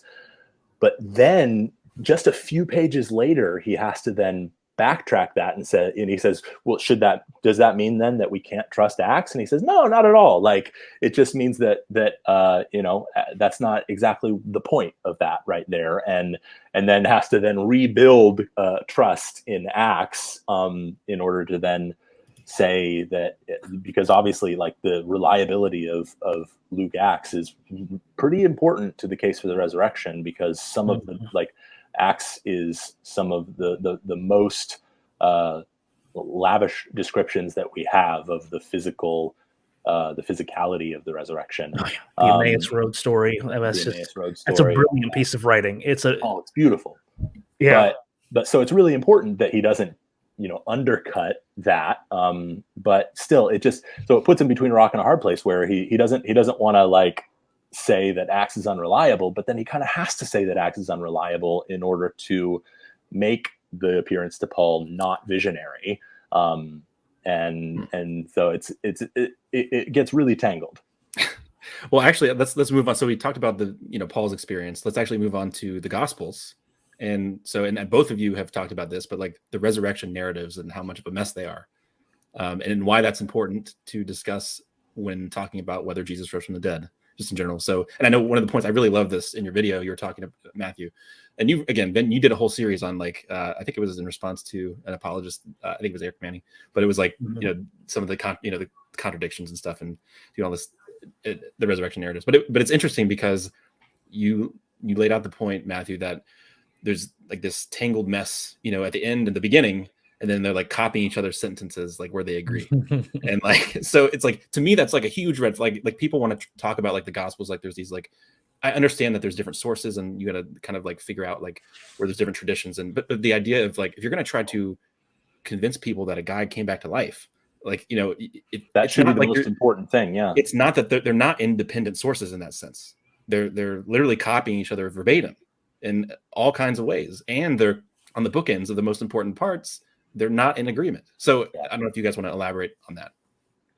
Well, I think that, yeah, I mean, that it's really, if you think about like this being a divinely inspired message, where, you know, God is kind of, the authority of God is behind this text, and he, you know, wants to, I mean, I would think that God would want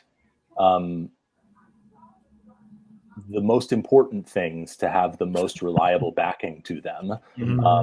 And doctrinally in Christianity, what are two of the most important things? I mean, whether you're, you know, you're like reading the catechisms or the creeds, like it's, you know, that you have the incarnation, the death and the resurrection of Jesus. It's those bookends that are the most important thing, that he was born of a virgin and that he rose from the dead. And yet those two things are the hardest things in the Gospels to actually get our hands around historically. And it's because the earliest gospel, Mark, doesn't have a birth narrative, and it really doesn't have an appearance narrative. It doesn't have a resurrection appearance narrative. All it has is an empty tomb, and then the women run away from the empty tomb and don't tell anyone about it because they're frightened, because they're afraid. And that's where it ends. And so, and then, I mean, in that video that I made, I didn't really want to get that into issues of sources, but if you do talk about the sources, it just makes the problem more difficult, because what it seems like is happening is that Matthew and Luke, who both have infancy narratives and resurrection narratives, they agree with each other when they have Mark to rely on. It's like Mark is kind of this railing that they can both hold on to, but then when they don't have Mark, when they don't have the you know, a story of you know, Jesus's birth, and when they don't have a story of what happened after his death, they go completely off the rails from one another, and they just completely diverge from one another. And that should raise some big red flags for anyone who, you know, wants to establish the historical reliability of either the virgin birth or the resurrection, because it seems like Matthew and Luke are just kind of like, okay, we want to tell these stories, we want to talk about these things, but we don't have anything from our primary source, Mark. And so they're pulling from completely different traditions, and we don't know where they're getting these from. But they're completely different from one another. And, you know, it's the thing that you want to look for, because a lot of apologists try and turn this around and make it a point in favor of the reliability of these accounts. They say, well, you know, if they agreed on everything, then you know they're copying. But what you really want in reliable testimony is corroboration without collusion. And what you have is the exact opposite of that. You have collusion with each other wherever they can. You show this dependence on each other that is far too close to be circumstantial. And yet then they're disagreeing with each other on the most important things. And so it's both collusion and yet not corroboration. It's contradiction and collusion. And that's, you know, this is not what you would want if you wanted good evidence. Go, Ben. I know you want to. No, I there's really nothing more to say. I mean, the only thing I would add is if part of this, what Matthew said, it hinges on the idea that Matthew and Luke worked independently of one another.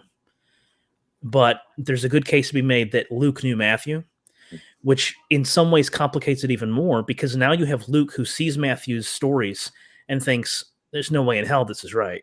Yeah. There's no story of Herod's killing of the innocent. There's no story of going to Egypt. There's no story of, he just willy-nilly changes things because he does it for a reason. It's not like he's just willy-nilly is a horrible way to put it. He's intentionally changing because he views the Jesus story entirely in entirely different terms than Matthew and Mark did. No author just changes a story because they just feel like it. This is intentional. These are authors working. So either way, even if you have the 2 source, 4 source hypothesis, it's problematic. And even if you do have the fairer hypothesis, which is there's no Q, it's Luke using Matthew and Mark, you've got huge problems as well. There's just no way to make these things work together without being, just really imaginative, and often at the expense of the story that the evangelists are telling. Yeah. And that's the problem with a lot of those, like even just when I was a Christian and I was just wanting to do my best to take the gospel writers at their own terms and give them the dignity of their own thoughts. The standard apologetic arguments involve harmonization on one level or another, but in order to harmonize them, you end up doing violence to each of them in order to make them to work together. And that, just as someone who loved the Bible and who wanted to, who understood inspiration as God working through the biblical authors and not over and above them, I tried to take an incarnational approach to biblical inspiration, where it wasn't just that the biblical authors were saying one thing and they meant one thing, and then God was over here doing something completely different. As in, no, he was working through their intention, their human intention, with these texts, and so the only way for me as an interpreter to do justice to these texts is to take them at their own terms, grammatical, historical interpretation. And so what would these words have meant at the time? How does this author use these words? How do they use these constructions in their own texts? How were these used in that larger historical context?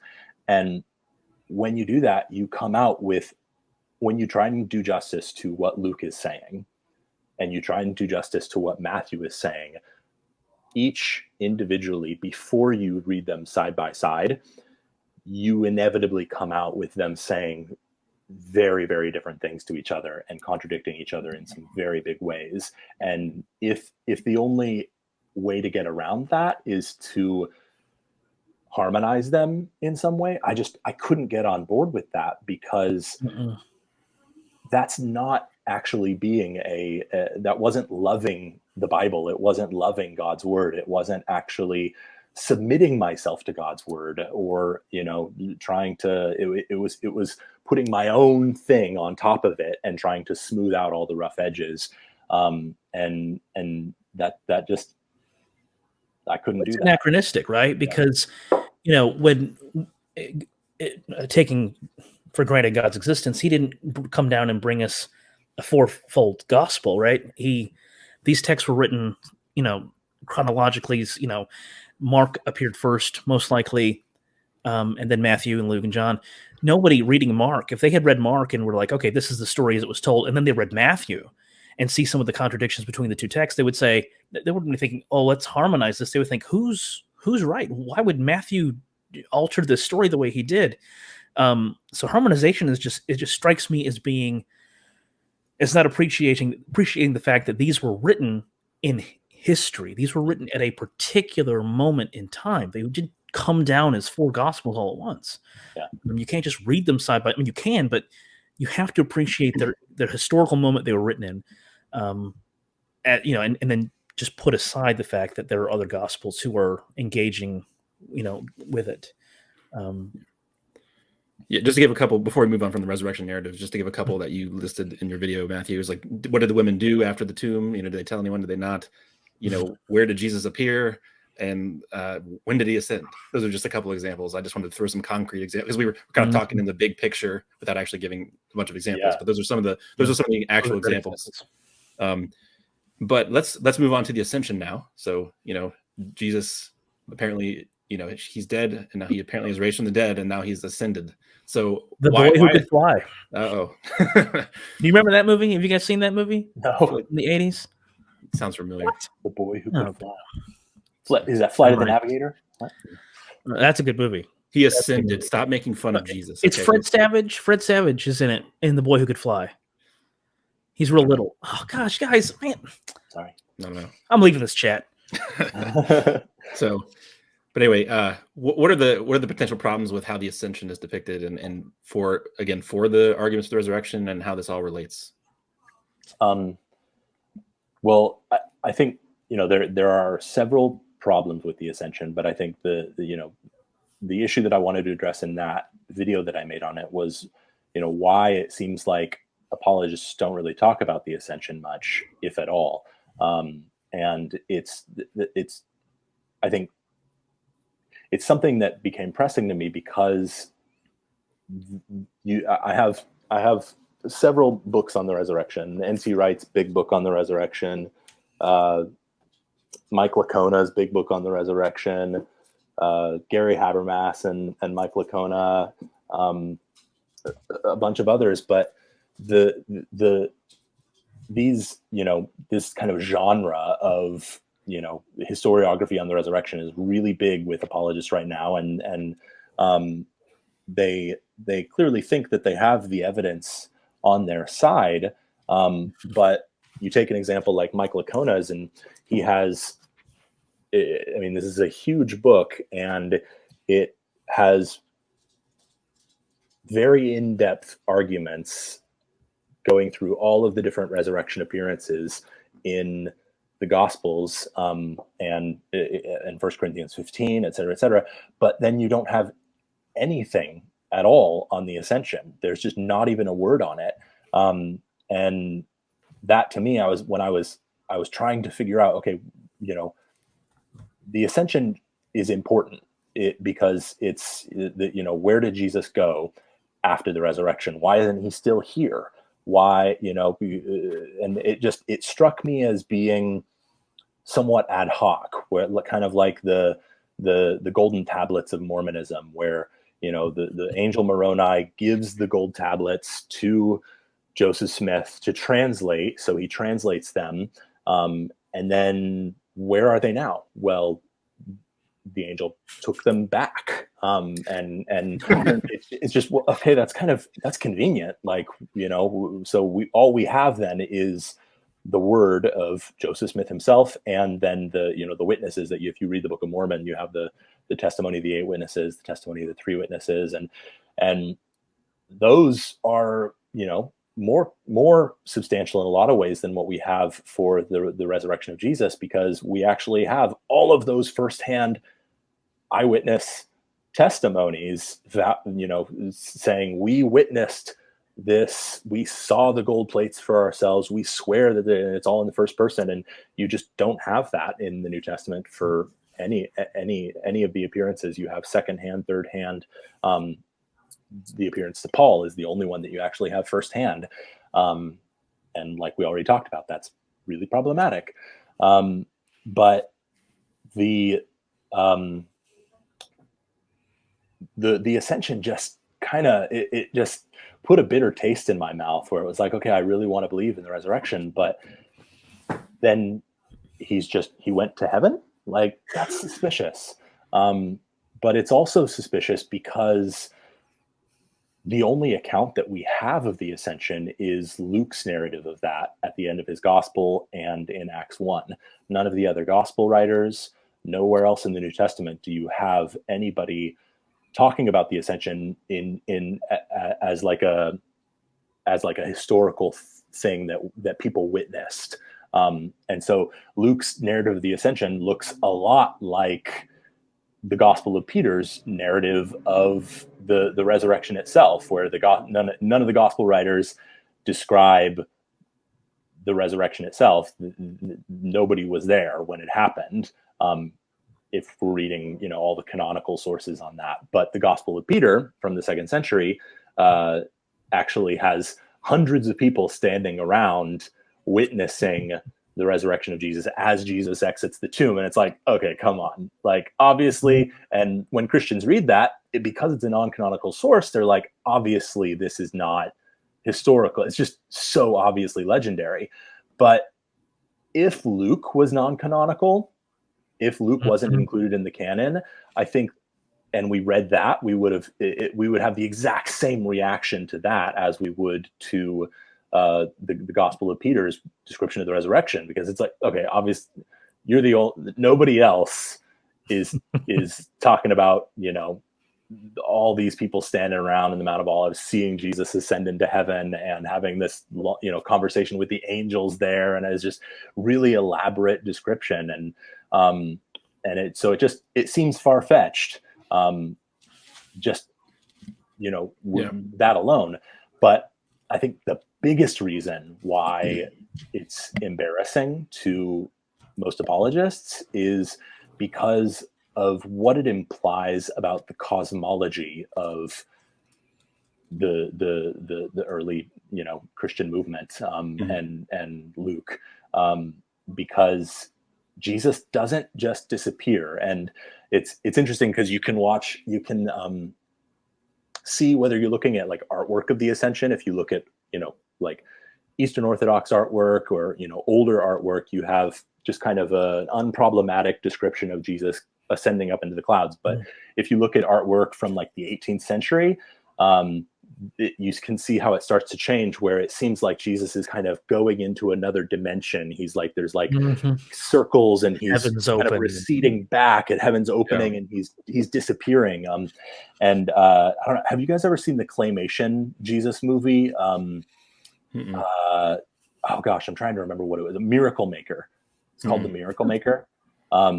If you get a chance to watch this Jesus movie, it's one of the best Jesus movies out there. It's claymation, but it's absolutely fantastic. And the guy who plays Jesus's voice in that, oh gosh, I'm forgetting. It's the guy who plays Voldemort in Harry Potter. I can't remember his name. Oh, not Ralph Fiennes, but Ralph. Yeah, Ralph Fiennes. Yeah. Or is Fiennes? Is that pronounced? I think it's Fiennes. Anyway, his brother.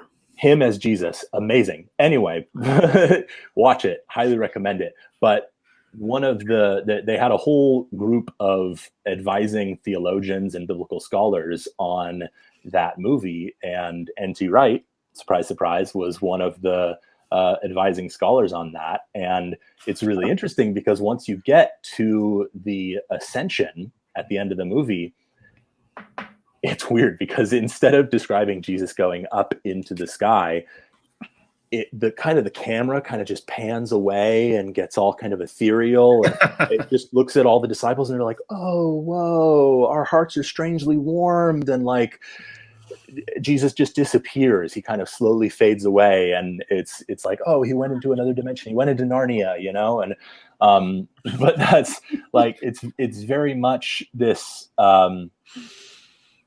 this idea of the ascension that fits with a modern cosmology where heaven is seen as another dimension and not as a place within this space-time universe that's literally up there. And that's the problem with Luke's narrative, is that that's not the way that he describes the ascension. The way that he describes the ascension is, as an ancient Near Eastern cosmology would have it, heaven is literally up above our heads within this space-time universe, just as hell is literally below our feet. And when you understand the ancient Near Eastern cosmology and you read that narrative, it's obvious that they're just assuming that that's how it worked, and so that then involves the ascension and by implication the resurrection in an understanding of the universe that is really problematic. So God was just he was just accommodating to their flawed views. yeah, well, and I see apologists. Let me say it's Oh, yeah. it's funny. I'm sorry, I want to finish my thought, but like it's funny to me. I was thinking about before this, like it's like accommodation is like the gift that keeps on giving.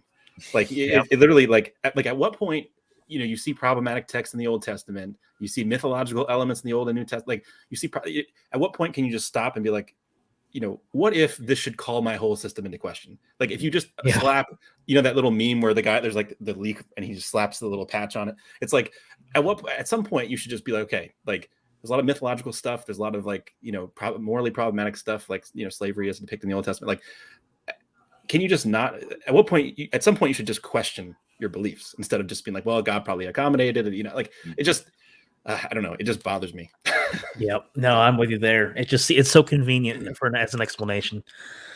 Well, and that was never satisfying to me to try to make the accommodation argument for the ascension because it is so closely associated with the resurrection. I was like, how, you know, if I want to say that God was just accommodating their perspective, and like he kind of goes up into the cloud, and then once he gets behind the cloud, he's like, okay, now I disappear and into the other dimension. You're doing something with the ascension that you would never do. Like if you read any of these arguments from apologists about the resurrection, like it is really, really, really important that Jesus rose from the dead physically. Yeah. And any questions about that, like, okay, well, so what about his intestines? Like, does he still eat? I mean, they just describe him eating, you know, fish in the gospel. So where does that decompose? Does he still poop? Like, what, you know, how does any of that work? And you know, who knows? But it's really important that Jesus rose from the dead physically. This isn't just like a spiritual thing. And it wasn't just God accommodating their, you know, crude physical Jewish understanding.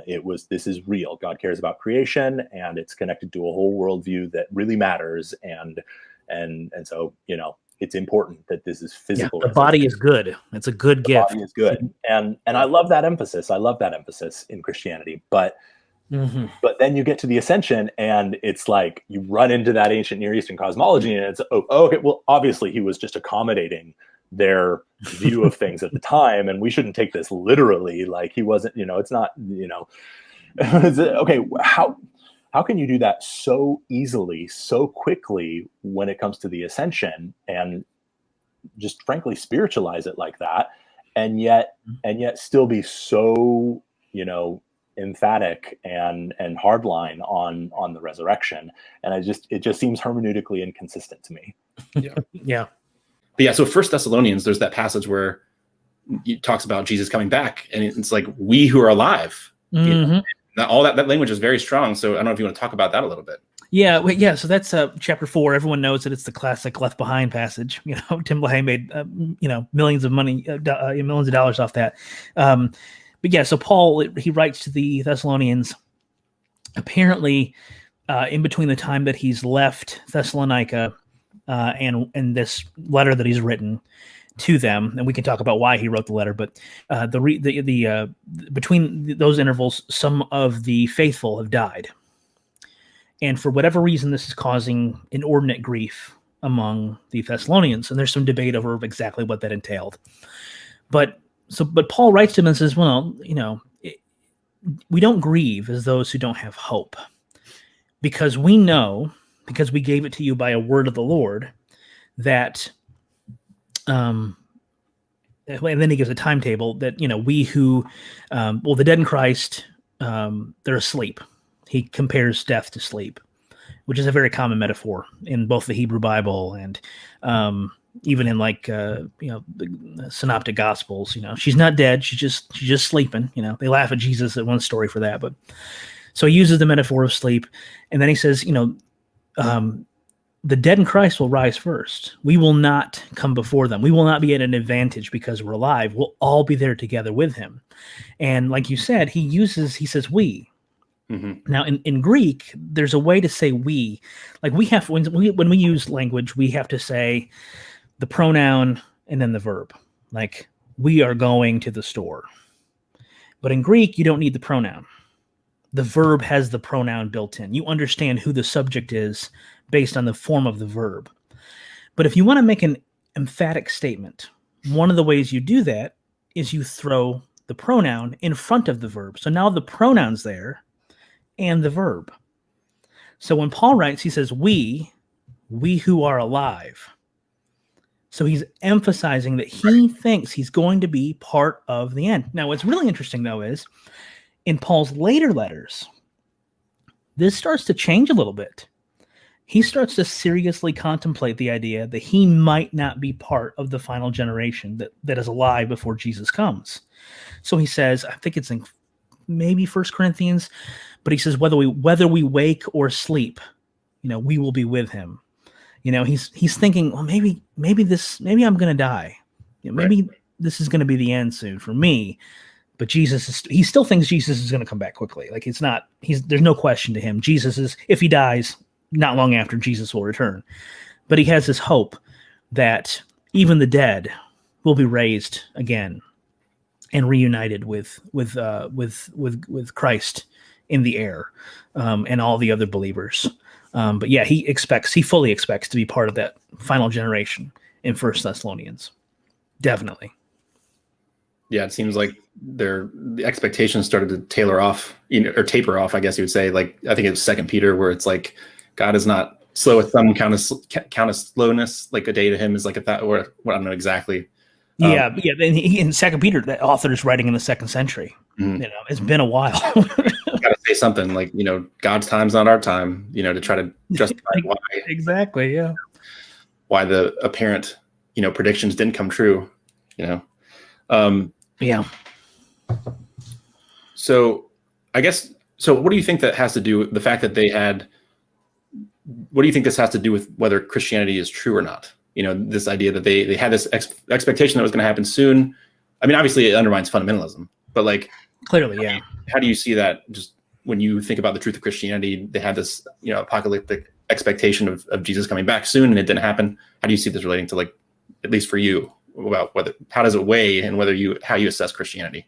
Yeah. So if I was going off the words of Paul was wrong. Right.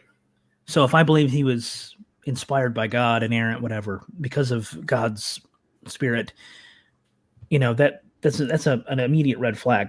Paul was flat out wrong. And you can then ask, well, where is Paul getting some of these ideas? Like when he talks about a word of the Lord that he gave the Thessalonians, is he talking about a tradition that he received, from maybe Jesus himself? And we know already, we talk with Matthew Hart about this, about the Jesus saying, Hartke. What is it? Hartke. I think Hartke. Is that how you pronounce it? I think so. Hartke. I thought it was Hartke. No, I thought it was just Harked. Okay, maybe I'm wrong. Sorry, man. I'm probably wrong. Trust me, I'm wrong about a lot of stuff. I put bacon in the Ziploc bag drawer the other day. Wow. Either way, but Jesus taught that the end of the world was coming soon. That generation would be the final generation, and was he wrong. So that has serious ramifications, because if Jesus is wrong, I mean, he certainly can't be divine. It was his human nature just took over for a second. That's all. Yeah. Yeah. That's what is it? Mark 13, where he says, "No man knows the day or the hour, not the angels in heaven, nor the Son." Well, that's just the human nature of Jesus talking. Yeah. Oh, okay. Yeah, sure. But yeah, so if Paul's wrong about that, then what else is he wrong about? Is he wrong about sin? Is he wrong about his own experience of the risen Jesus that he claims to have had? So, these little things can open up these wide doors into wondering, what exactly Paul got right and what he got wrong, specifically about these very important subjects, especially for people at that time. Right. It was absolutely vital that Jesus come back soon, because things were not looking good. Like, it just was a rough time for everybody. So, but even more important now, I mean, we who are alive and remain. Well, now, wait a minute. Paul's been dead these 2,000 years. Mm-hmm. This is a problem. Yeah. Do you still expect him to, or is it going to be another one of those things where you spiritualize it, make it a metaphor, which is fine. You can do that. I think, because there was other passages where it was talking like people were in, suffering incredibly, I guess. And one of the things to spur them on was basically like, well, Jesus is coming back, like hold fast, Jesus is going to, I don't know if it was in 2 Thessalonians, I can't remember, but it's something along the lines of, people are being comforted with the idea that like, just hold on a little bit longer. You know what I mean? Like, yeah, our salvation is nearer now than when we first believed. Right. That's in Romans. He says that. But yeah, well, the book of Revelation is like that. Mm-hmm. That's written toward the end of the first century. And what does the Jesus say to the 7 churches over and again? I'm coming soon. I'm coming quickly, with my sword. And, they, when things got tough, they wrote narratives and told themselves stories to encourage them. And everybody does that. Everybody is. It's very human to do. You look at the Hebrew Bible, you see the same thing, that they're telling these. The book of Daniel is a great example. Daniel 12, the very first verse, Michael the prince will rise up, and then it goes into talking about the resurrection of the dead, and because things were looking bad, and they need encouragement. They have this hopeful expectation. Yeah, I think when it comes to people that are willing to have, because for me and you, the fact that, we come to be convinced that Paul was wrong about something that serious kind of throws a wrench into the whole, machinery. But I think for people that I think it just depends on how much you personally weigh like the weight of religious experience, because to me, I guess I would have, even as a Christian, I would put a lot of emphasis on it, I guess. But when there's red flags that my beliefs aren't in accordance with reality in different ways, I generally try to not default to my own personal experience. But some people do. And, it's just a different way of, I guess, approaching religious belief. But anyway, what is evidence? Okay. Evidence, Lydia McGrew, the McGrews are Bayesians. McClatchy is a Bayesian. Evidence is anything that raises the probability of a hypothesis, even if only slightly. And I know that anyone that is into the McGrews that is a Bayesian already knows that. And they're just like, okay, I already knew that. Why are you telling me this? The reason it's annoying is because it seems to me that the kind of way that this apologetics approach is put forward is sort of, they're couching what they're trying to say in more intellectual entrapments than it's not as intellectually sound as they're trying to make it seem. And if someone's not like used to playing the language games of Bayes, then they're going to look at, Lydia McGrew or someone and say like, all this stuff is evidence that the Gospels are reliable. And like what they're saying is like, oh, they got these cities right. Oh, like Jesus's character is the same, in these different, okay. So that could be true, but like evidence, within a Bayesian framework, just as an example that I've used before many times. Again, I think the first time I heard it was from Ben Watkins, but I'm pretty sure he got it from Elliot Sober. Could be misremembering, but if someone has the hypothesis, there's gremlins in my attic, and I hear banging in my attic, right? Okay, that's more expected on the gremlin hypothesis than the not gremlin hypothesis. And so trivially, that's like evidence. I mean, I don't mean to do this. It is evidence. It's evidence in a very slight way that there's gremlins up there. So the language game that's being played here about evidence, I think to the uninitiated is kind of, and again, that doesn't mean you should just change the way you're using language, but the problem I have with it, with like pop apologetics, is that like in philosophy, like philosophy of religion, people use evidence in this way. Everyone knows what everyone's talking about. But when you try to translate that into pop apologetics and then put that out to the masses, then all of a sudden you have things like, people will have, some pop journalists will say, some article, evidence for, X, Y, and Z. And then some person that doesn't know anything will be like, see, for whatever position they have. So I guess my frustration is, it seems that, and again, it seems like some of this way of using language is being put down in pop apologetics to strengthen the faith of people that don't really know what they're saying completely all the time. And I would like to, again, I don't want to go on a rant about this.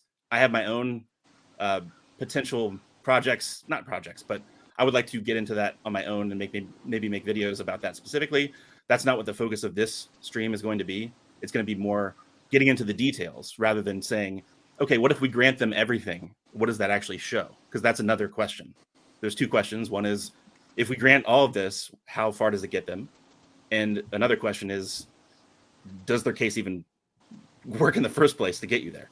So I want to come back to like, what is evidence? The reason I brought this up, yeah, like she didn't directly touch on Bayes, but she's still throwing around the word evidence, in all the chapters. And what I'm saying is that a regular Christian just reading this book that has no idea the framework with which she's coming at this with may not realize that what she means by evidence is way looser than what they might think she means by evidence. So that's why I'm saying within the framework of the McGrews, when they say like this is, obviously they think the cumulative case is strong and should be believable to people once they understand it. So I'm not saying that they don't think that. I'm just saying, just a Christian that just wants to hold on to their faith, and they're just like, and someone's just like, well, here's this, take this on your journey, this Lydia McGrew book, and they're just reading through the book, and they see evidence. They see the word being used over and over in these different chapters. I'm trying to contextualize. This is what they mean is not just saying something is evidence. Like when she says, Jesus's character is consistent. First of all, that's debatable. Second of all, even if that were true, that is like evidence in a very weak sense, unless you combine it with a lot of other evidence that you try to put in this cumulative case. So that's, anyway, I don't want to go down that rabbit hole, but what I was going to say that ties into what Matthew said is, what's at stake? Here's a quote from near the end. This is, I think it is the last chapter of the book. And it has to do with, again, it kind of dovetails off of what Matthew is saying, so quote, we need, and the emphasis is mine here. When I italicize need multiple times, that is my emphasis, not hers. We need to have gospel reliability in portraying Jesus because of the command to commit to him and follow him. We need gospel reliability because of the call to tell others. If we want to tell others, inviting them to be ready to die for Jesus, we as Christians need to be prepared to present this case convincingly to the world, and that requires gospel reliability. So the reason I wanted to sort of, to me, one of the things I jotted down in my notes in the margins of this book was kind of like laying the cards on the table. In other words, like the fact that she's motivated to defend this position doesn't mean it's false, but it's important to put this in like a wider framework, which is basically like she's saying, basically, if the gospels aren't like as reliable as I think they need to be, my Christianity will fall apart, or Christianity is not true. Well, it's just, it's annoying. It's annoying to me that, I don't think, obviously I don't buy into her simple binaries about like, it's like either the gospel writers are telling the truth or they're hoaxers or something. I don't like, obviously that's not true, but it is annoying where she makes statements like, details are difficult for hoaxers. And it's like, okay, it's like you're saying that someone that's a liar. I don't think the gospel writers are liars, but like to say that like detail, obviously you don't know that many people that lie if you don't think that people don't add detail on purpose into the story to make their story more believable.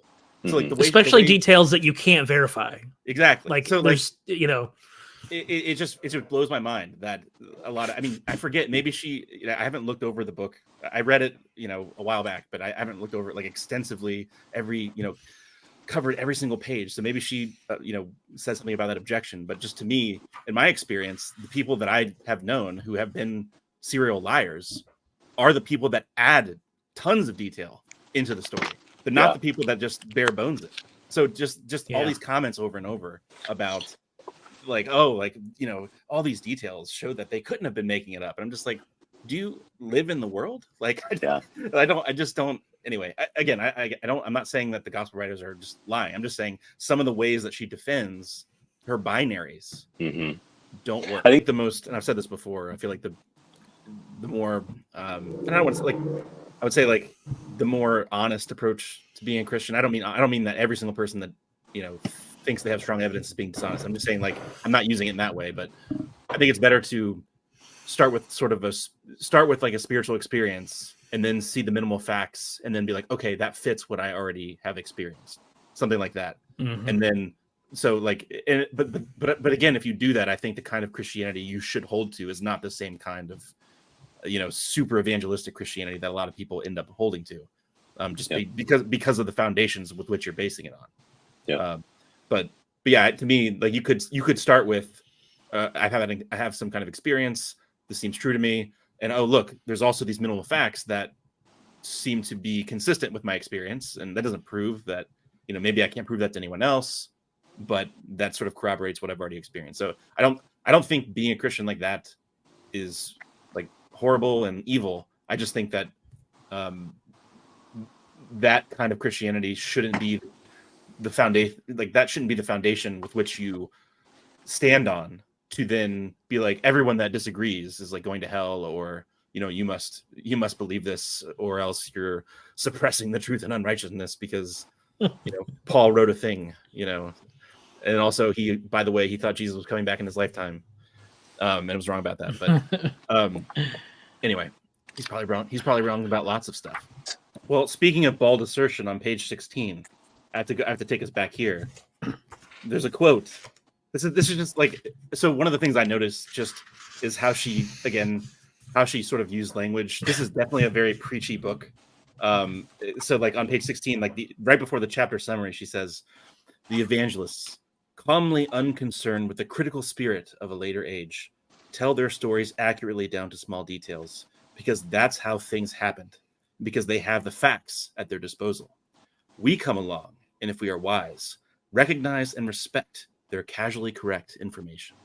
So like that, to me, that's like the spirit of this book, where it's like you're saying like, okay, she's just sort of, a lot of this feels like she's giving reasons and stuff, but then like, so coming back to some of the language she's using with the synoptic problem, it's like I like just the language choice of some of this.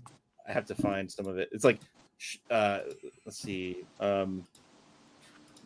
she constantly is using like using phrases like similar to, like language similar to Marx, like dependent somewhere, similar again. I circled that again, like another time, similar word. It's like identical. It's identical. Like they're copying verbatim. Like, but the way she's framing it over and over, she's like, there's similar wording. There may be independence. It's like, what are you talking? Like, no, like that's I don't know. Like just some of Mark's wording. Like these are all. I'm saying these things. I'm not repeating myself. I'm looking at different pages that I've circled these things. Some of Mark's wording. I actually wrote. I wrote like eventually, like I kept circling it and just like wrote like a note at the top. Anyway, it's just in this chapter, it was frustrating. Well, I mean, that's one of the things. Yeah. All you really need to do to undermine this approach, and this is why I didn't really want to.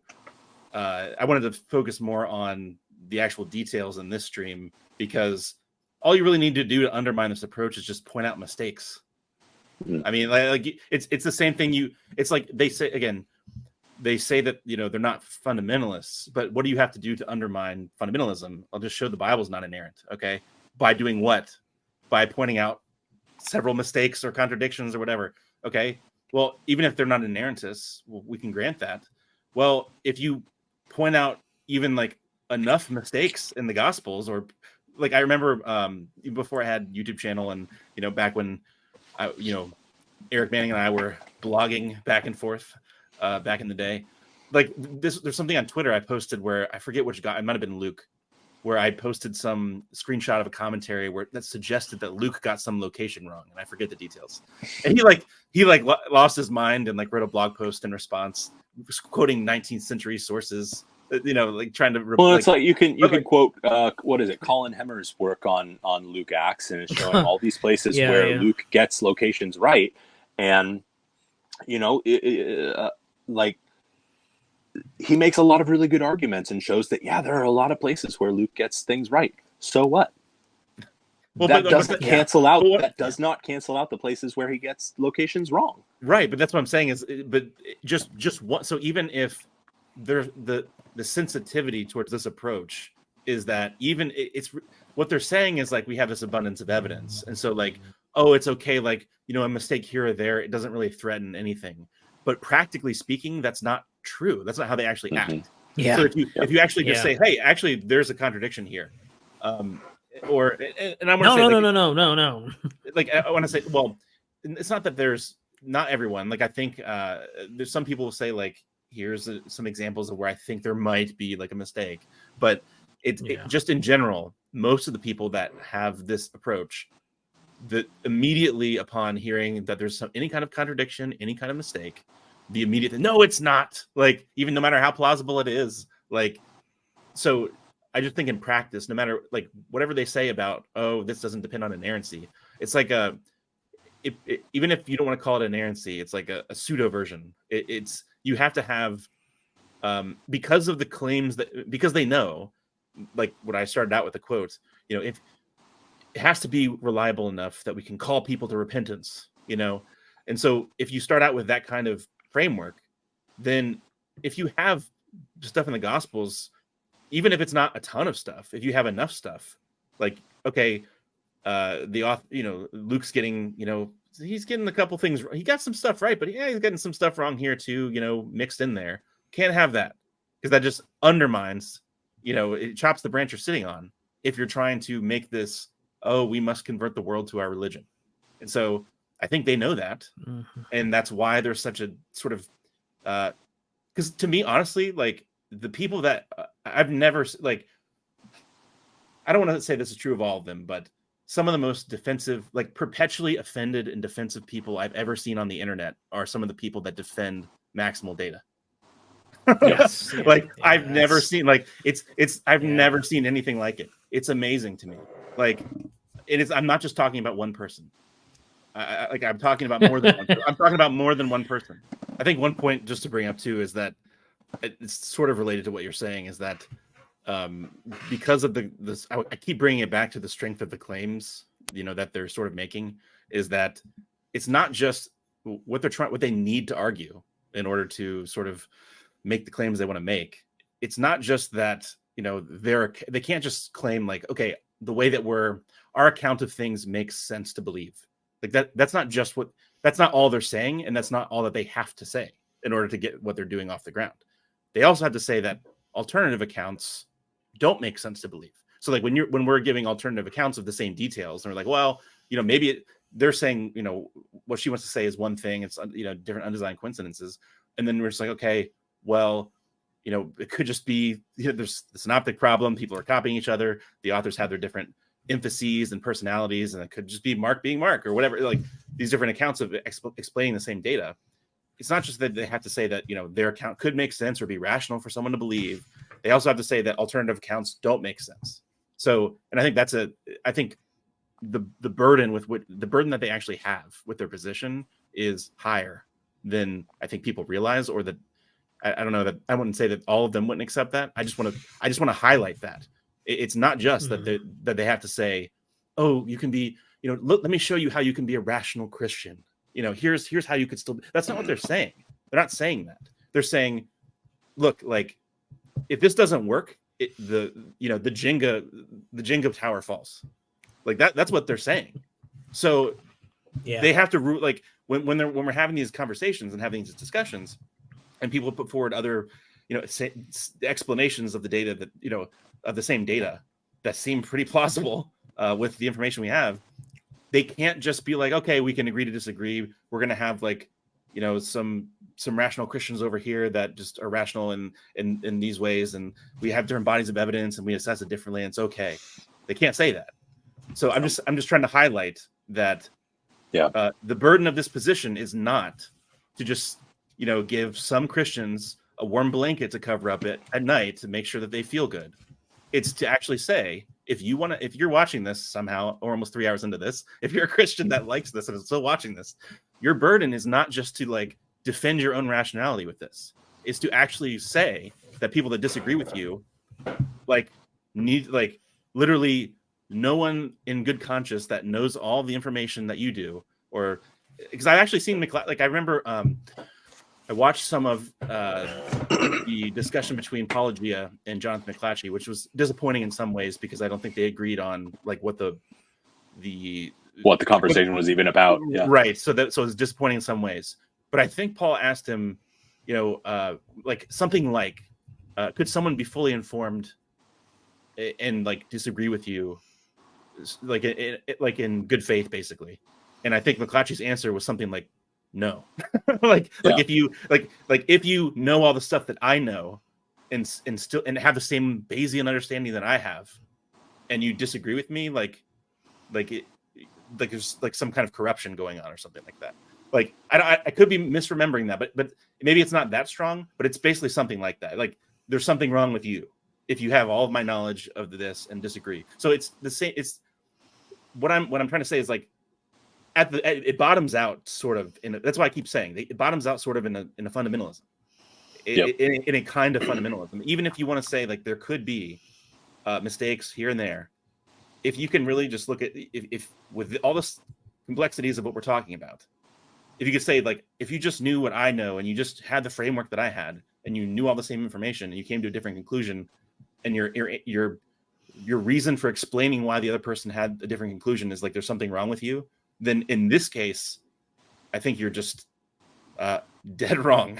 Like obviously, like there's some things like I don't think it's like wrong in principle to say that about some things, but like this is not the kind of thing that you should say that about. This is like the epitome of the kind of thing that you shouldn't say that about. So this comes from Matthew. All the Gospels have this. The women go to the tomb. I put John 1 and 2. I put that 2 in bold because I think John assumes the women go, but he only has Mary Magdalene, but she says we. And so it kind of like, yeah, there's other people with her. Either way, it's across the board. The Gospels have this. Here we go. Mary Magdalene runs to tell Peter and John. This is from the Gospel of John.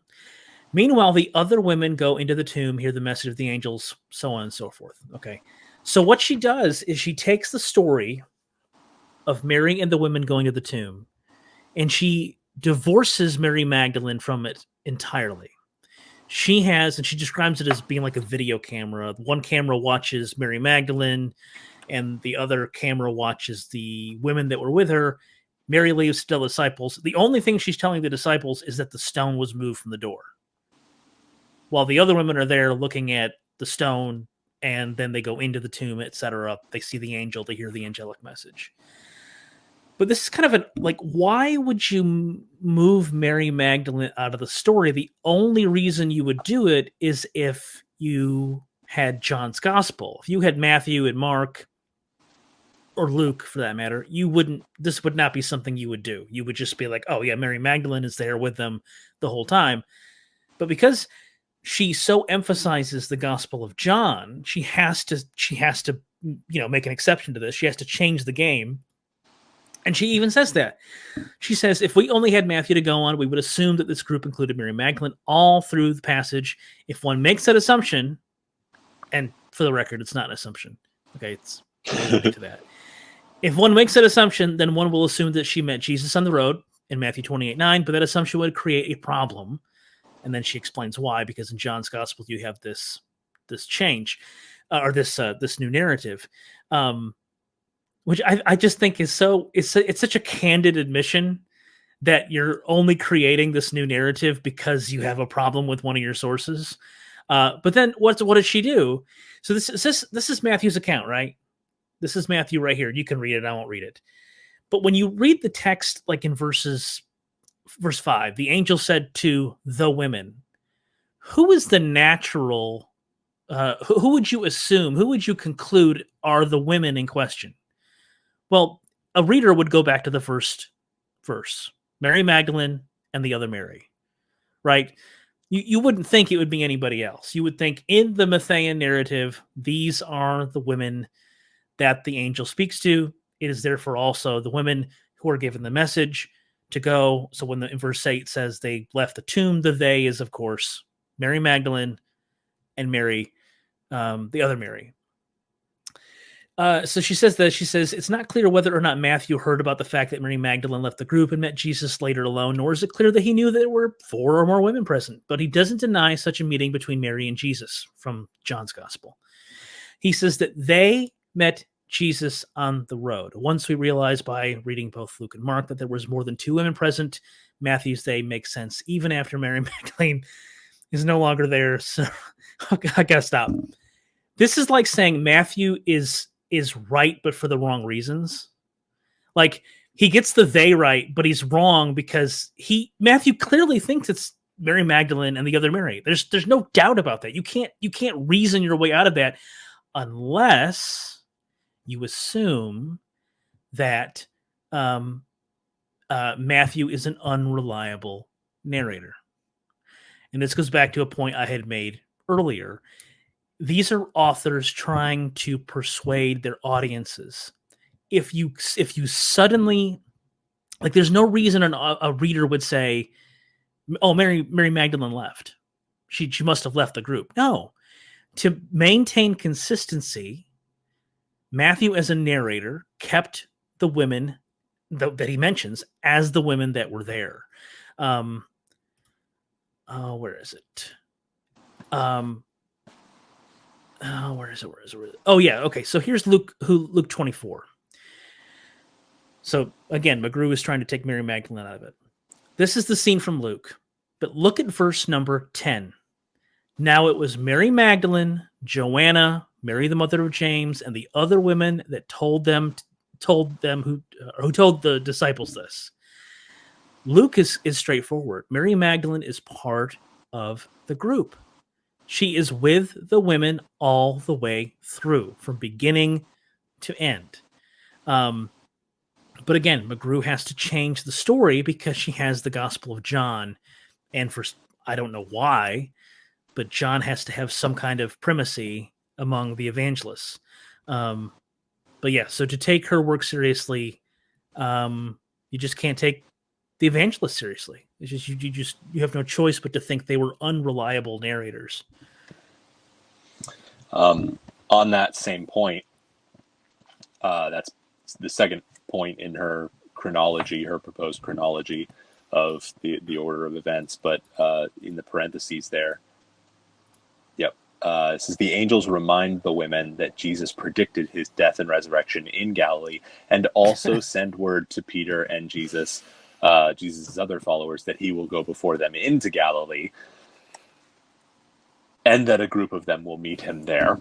So there she has just like taken the statements from Mark, I will go before you to Galilee and I will meet you there, and the statement from Luke, remember how he told you when you were in Galilee that he would rise from the dead, and she just says, yeah, the angel told them both things. Well, no, the angel tells them the one thing that he told you this when you were in Galilee in Luke, and it's in Mark that he says, I will meet you in Galilee. And she's like, yeah, he told them in Galilee that he would meet them in Galilee. He told them both things. It's like, is it Matt Slick? I forget who I was reading, and they were trying to harmonize the angels in the accounts. And so his apologetic was, yeah, well, there was an angel, a young man inside the tomb. There was an angel outside the tomb. There was two more that came in the tomb. And then there was like, he has like 5 or 6 angels. It's this incredible, no, why do you do this to yourself? But that's all. That also comes down to another place where it's like you really do come out with having this photorealistic view of the words, where it's the angel said exactly the thing that Luke records, and the angel also said exactly the thing that Mark records, and he said both of them, and they both just got half of the puzzle, and you have to put that puzzle together. But it is more or less verbatim, because it has to fit, and it's just it's a weird way to proceed. I'm trying to figure out where I'm going with this. That was it. Yeah, so the other women meet Jesus on the road while they're running to tell the disciples.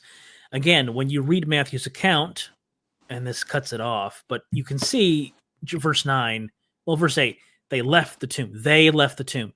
Jesus met them, right? Who are the characters in the Matthean narrative that this happens to? It's not everyone but Mary Magdalene. In Matthew's narrative, there's a consistency, and it's something that the that McGrew and others don't appreciate about the evangelists is the level of consistency that they employ in telling the narratives, regardless of whether it's based on eyewitness testimony or regardless of whether it's true. They enjoy a consistent narrative style. And so to arbitrarily divorce a character from that scene, in my view, turns Matthew into an unreliable narrator, and it turns the gospel into an unreliable narrative. So Peter and John come back with Mary Magdalene, find the tomb empty, and leave. This, of course, is primarily from the Gospel of John, but you get it also from Luke, where Peter goes to the tomb, but he's not with John. He's just, well, and I should say, she says Peter and John. That is not what the text says. It's Peter and the other disciple. I think that's how John, the beloved disciple, phrases it. She's he uses a couple different phrases to describe it, but either way, it's not explicitly John. That is an assumption she makes based on other data that is highly debated. But she, again, she there's a little bit of apologetic sleight of hand that if you're not paying close attention to, you miss. So Mary Magdalene remains crying. This again is John. She speaks briefly to the angels without realizing they are angels, and she sees Jesus and eventually recognizes him and runs to tell the disciples. The disciples are confused by all that's happened, and they talk about it all day, but they don't believe the women. That's more John. Private meeting with Peter. Of course, that's interestingly enough corroborated, or at least that's the wrong word. Paul mentions it, of course, that there was a meeting with Cephas. What's interesting here is that she has to contradict several things here. She has to contradict Paul, because Paul has the appearance to Cephas first. In order to harmonize all of these, we have to have obviously Mary Magdalene first, and so Peter is not first. So sometime during the day, Jesus has a private meeting with Peter, and it's the one that is referred to just as an aside in Luke 24. But that also can't be the appearance to Peter that we find in the tag in John 21, because that in John's chronology, which is her primary, backbone to her chronology, that is the last appearance. But what critical scholars have long recognized is that appearance to Peter and some of the other disciples on the Sea of Galilee is very strange, because they show no awareness, or they're just living their lives fishing, and it's as if no other appearances happened previously. Peter has this is the most, I think, significant point of all, is that Peter hasn't had any catharsis. He has this whole dialogue with Jesus where Jesus speaks to him and says, Simon Peter, do you love me? Yes, I love you. And, well, feed my sheep. And, it's this whole scene where Jesus reinstates Peter in his role. And after it's the antitype to the Peter's 3 times of denying Jesus. It's 3 times, I love you, I love you, I love you. And that is that is the resolution for Peter.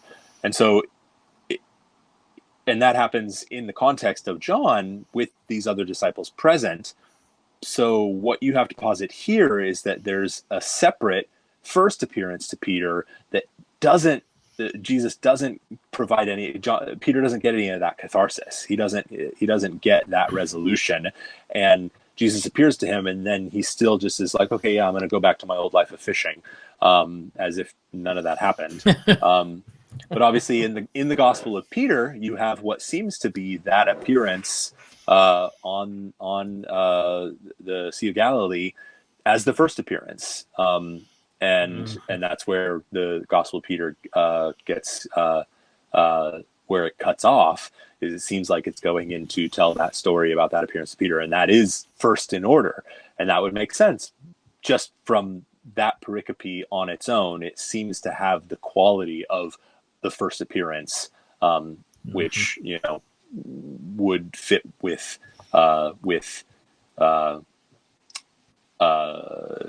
Paul's chronology in 1 Corinthians 15 of that being the first appearance. But again, you don't get any of that when you're trying to harmonize. You have to have a separate appearance to Peter that doesn't have any of that catharsis, that we don't have any details of, that is not the first appearance. And so again, like you're saying, it makes everything not work by trying to make everything work. Yeah. Okay, so number 8, the evening two disciples, this is the road to Emmaus scene, right? So this is from the Gospel of Luke. So this number 9, shortly after the Emmaus disciples arrived, Jesus appears to 10 of the 11 core disciples and the others who are with them. And Jesus shows his hands and feet inside, eats some fish and honeycomb, talks with them for an unspecified period of time. Quick note, that piece about the honeycomb, that it comes from Luke, but it comes from a textual variant that a lot of scholars just don't think is belongs. But that means she's reading the King James here? Which I don't know. The translation of choice in what she says is what she quotes, and in the copyright page too says it's the NASB. But I looked at the NASB and I'm pretty sure I didn't see it there. So I don't know. Maybe she's remembering it from when she was younger, or I don't know. Oh, damn it. These stupid slides did not. Okay, well. You cannot cuss on this channel. I just did. Okay. Just a joke. Okay, the appearance. So Thomas is not there at this meeting, right? That's what she says. There is a footnote. I don't know if we want to mention this, but on point 9, that shows his hands and feet, side, eats some fish and honeycomb, talks with them for an unspecified period of time. Footnote: there's a big difference between just being non-specific about how much time something takes and deliberately trying to make it look like something took less time than it really did. The former is a type of what I have called a chronological narration, referring back to that. Narration without specifying time. This seems to be what is going on in Luke 24. It's very important not to confuse this with the authors deliberately changing the facts about time. Again, it's just she has to have it that way. They can't be deliberately changing things. But. Yeah. Well, and I may be jumping ahead here, but what's interesting is that, so in number 9, she says that Jesus appears to 10 of the 11 core disciples.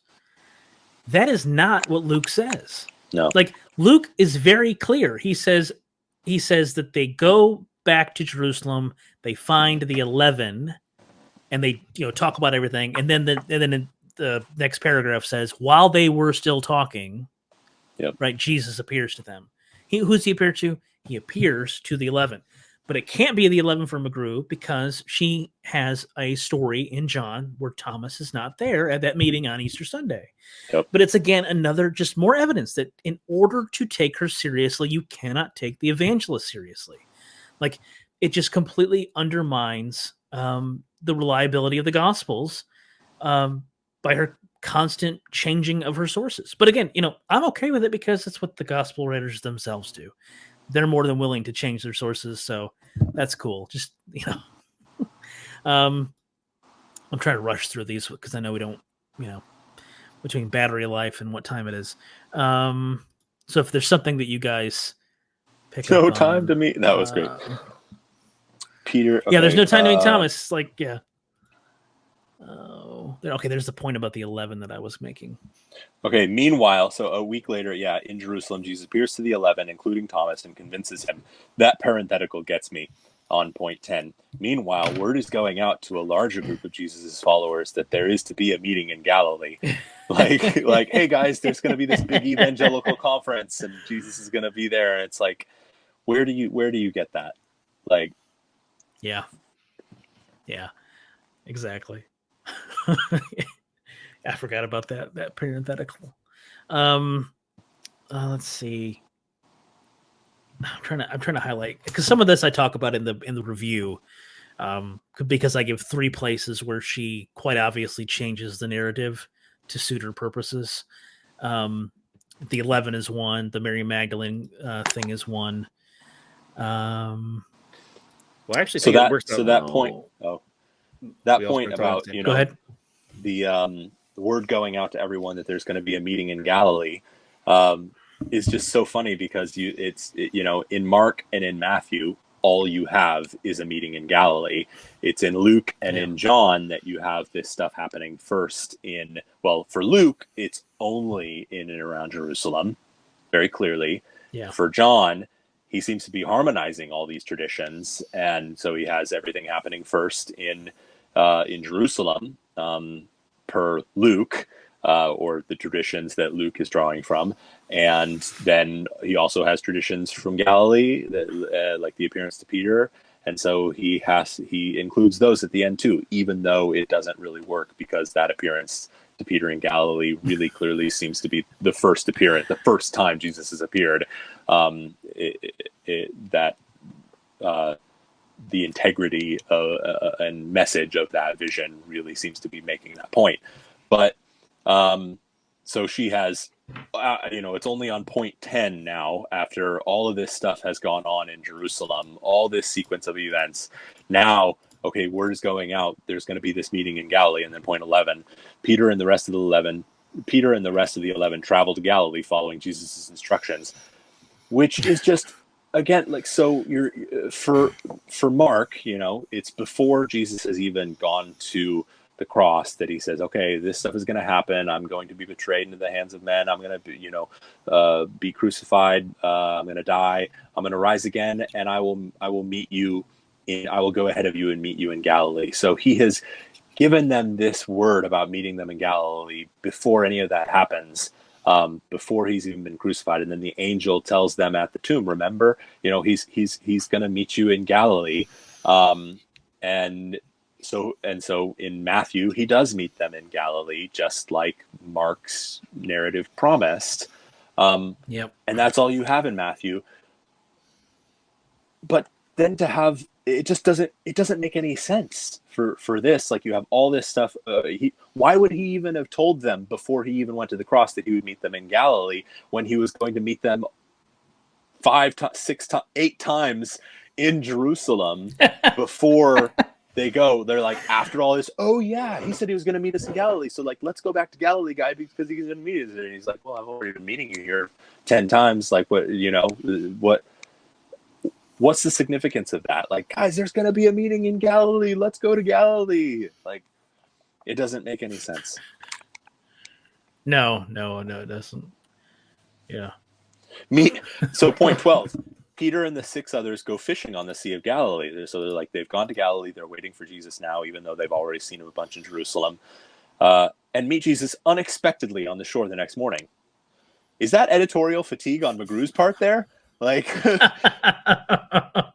because John carries that same editorial fatigue where it seems like it's an unexpected encounter. It's not unexpected on McGrew's terms. No. On McGrew's terms, it's very expected. The word is going out. We're going to meet Jesus in Galilee. He said it. So the 11 travel to Galilee, following Jesus' instructions. He's going to meet us in Galilee. He appears to them unexpectedly. Unexpectedly appears to them. Who is that guy out on the shore? We don't even recognize him. Oh, that's Jesus? We had no idea. Like, how surprising. Oh, finally, catharsis. Like,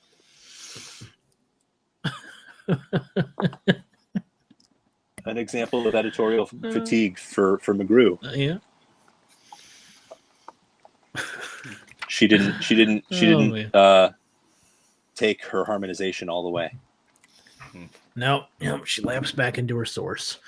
Okay, so some of this stuff is just pretty. It all flows, and I hate the way this lined up. It flows from her assumptions about the narratives. And I have to say this one more time, but I mean, counting them at this point, where Peter and the others go fishing on Galilee, and Jesus appears to them. In McGrew's, in her chronology, this is actually the 4th time that Jesus has appeared to Peter. Like, the first time to him alone, and then 3 other times, or 2 other times, he has appeared to him already in the context of the other disciples.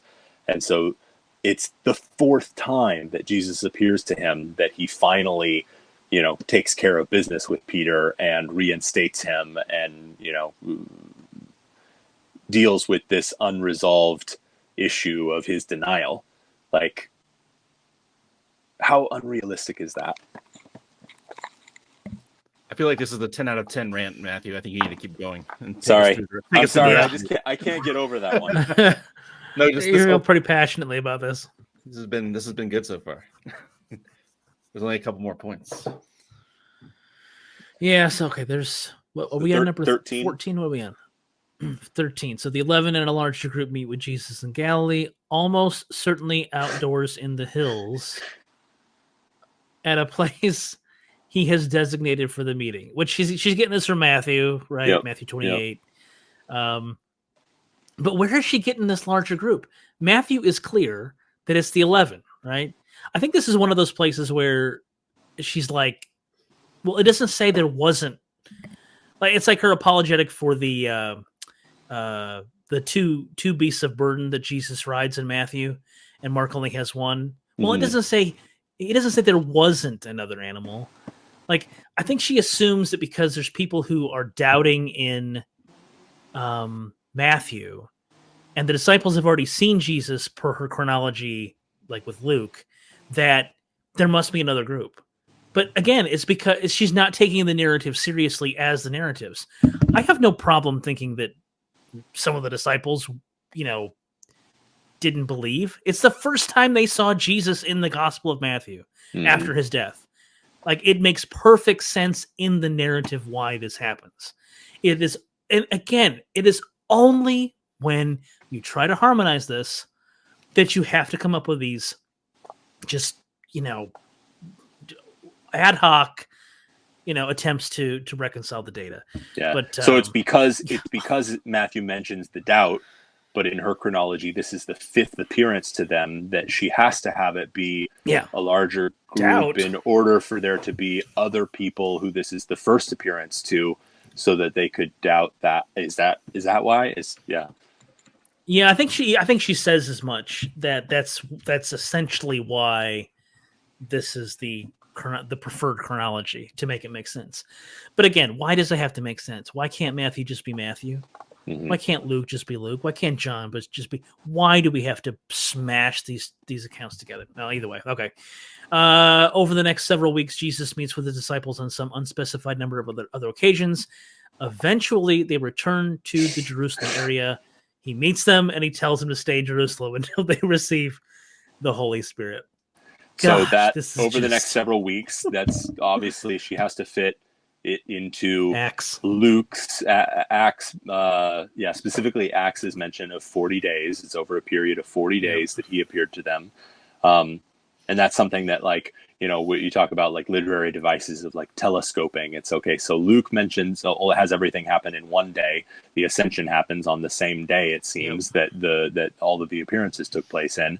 But then in Acts, you have, it actually took place over 40 days. And so this is the same author. So this has to be a literary device where really it took place over 40 days. And Luke's one day fits into Acts' 40 days, but obviously it wouldn't be vice versa. So it literally, you have this literary device of telescoping specifically because it works by having one day fit in 40 days. It doesn't work to have 40 days fit into one day. Yeah. So it has to be that the only source we have that mentions 40 days, Acts 1, takes primacy over all of the other sources that on face value don't agree with that. Like multiple attestation be damned, embarrassment be damned, any of the normal criteria of plausibility, throw them out the window, because this is the only way it works. Yeah. Yep. But it doesn't even work because for Luke and Acts, they're in Jerusalem the entire time. Jesus specifically tells them, don't leave until you're endued with power from on high. And they don't go anywhere. They stay in and around Jerusalem until those 40 days are over. But for her and her chronology, she has to have them go outside of Jerusalem to fit in all the other appearances from the other Gospels. So over the next several weeks, taking Luke's chronology of 40 days, Jesus appears to them in an unspecified number of locations and occasions. Eventually, they return to the Jerusalem area, which this just flies right in the face of Acts, even though she is depending on Acts for this chronology. Mm-hmm. And that's when he tells them Yeah. to stay. It's only after they have then returned from Galilee that he tells them not to leave, which is not what Luke says. No, it's what she does is she takes Jesus's appearance and she divides it into two separate scenes. And so wedged in between specifically verse 43 of Luke chapter 24 and verse 44 of Luke 24 is everything else, right? Yep. So there's like this gap in time. Even though the way the narrative flows, that's not a normal way to read that. Like that's not how Luke is writing this narrative.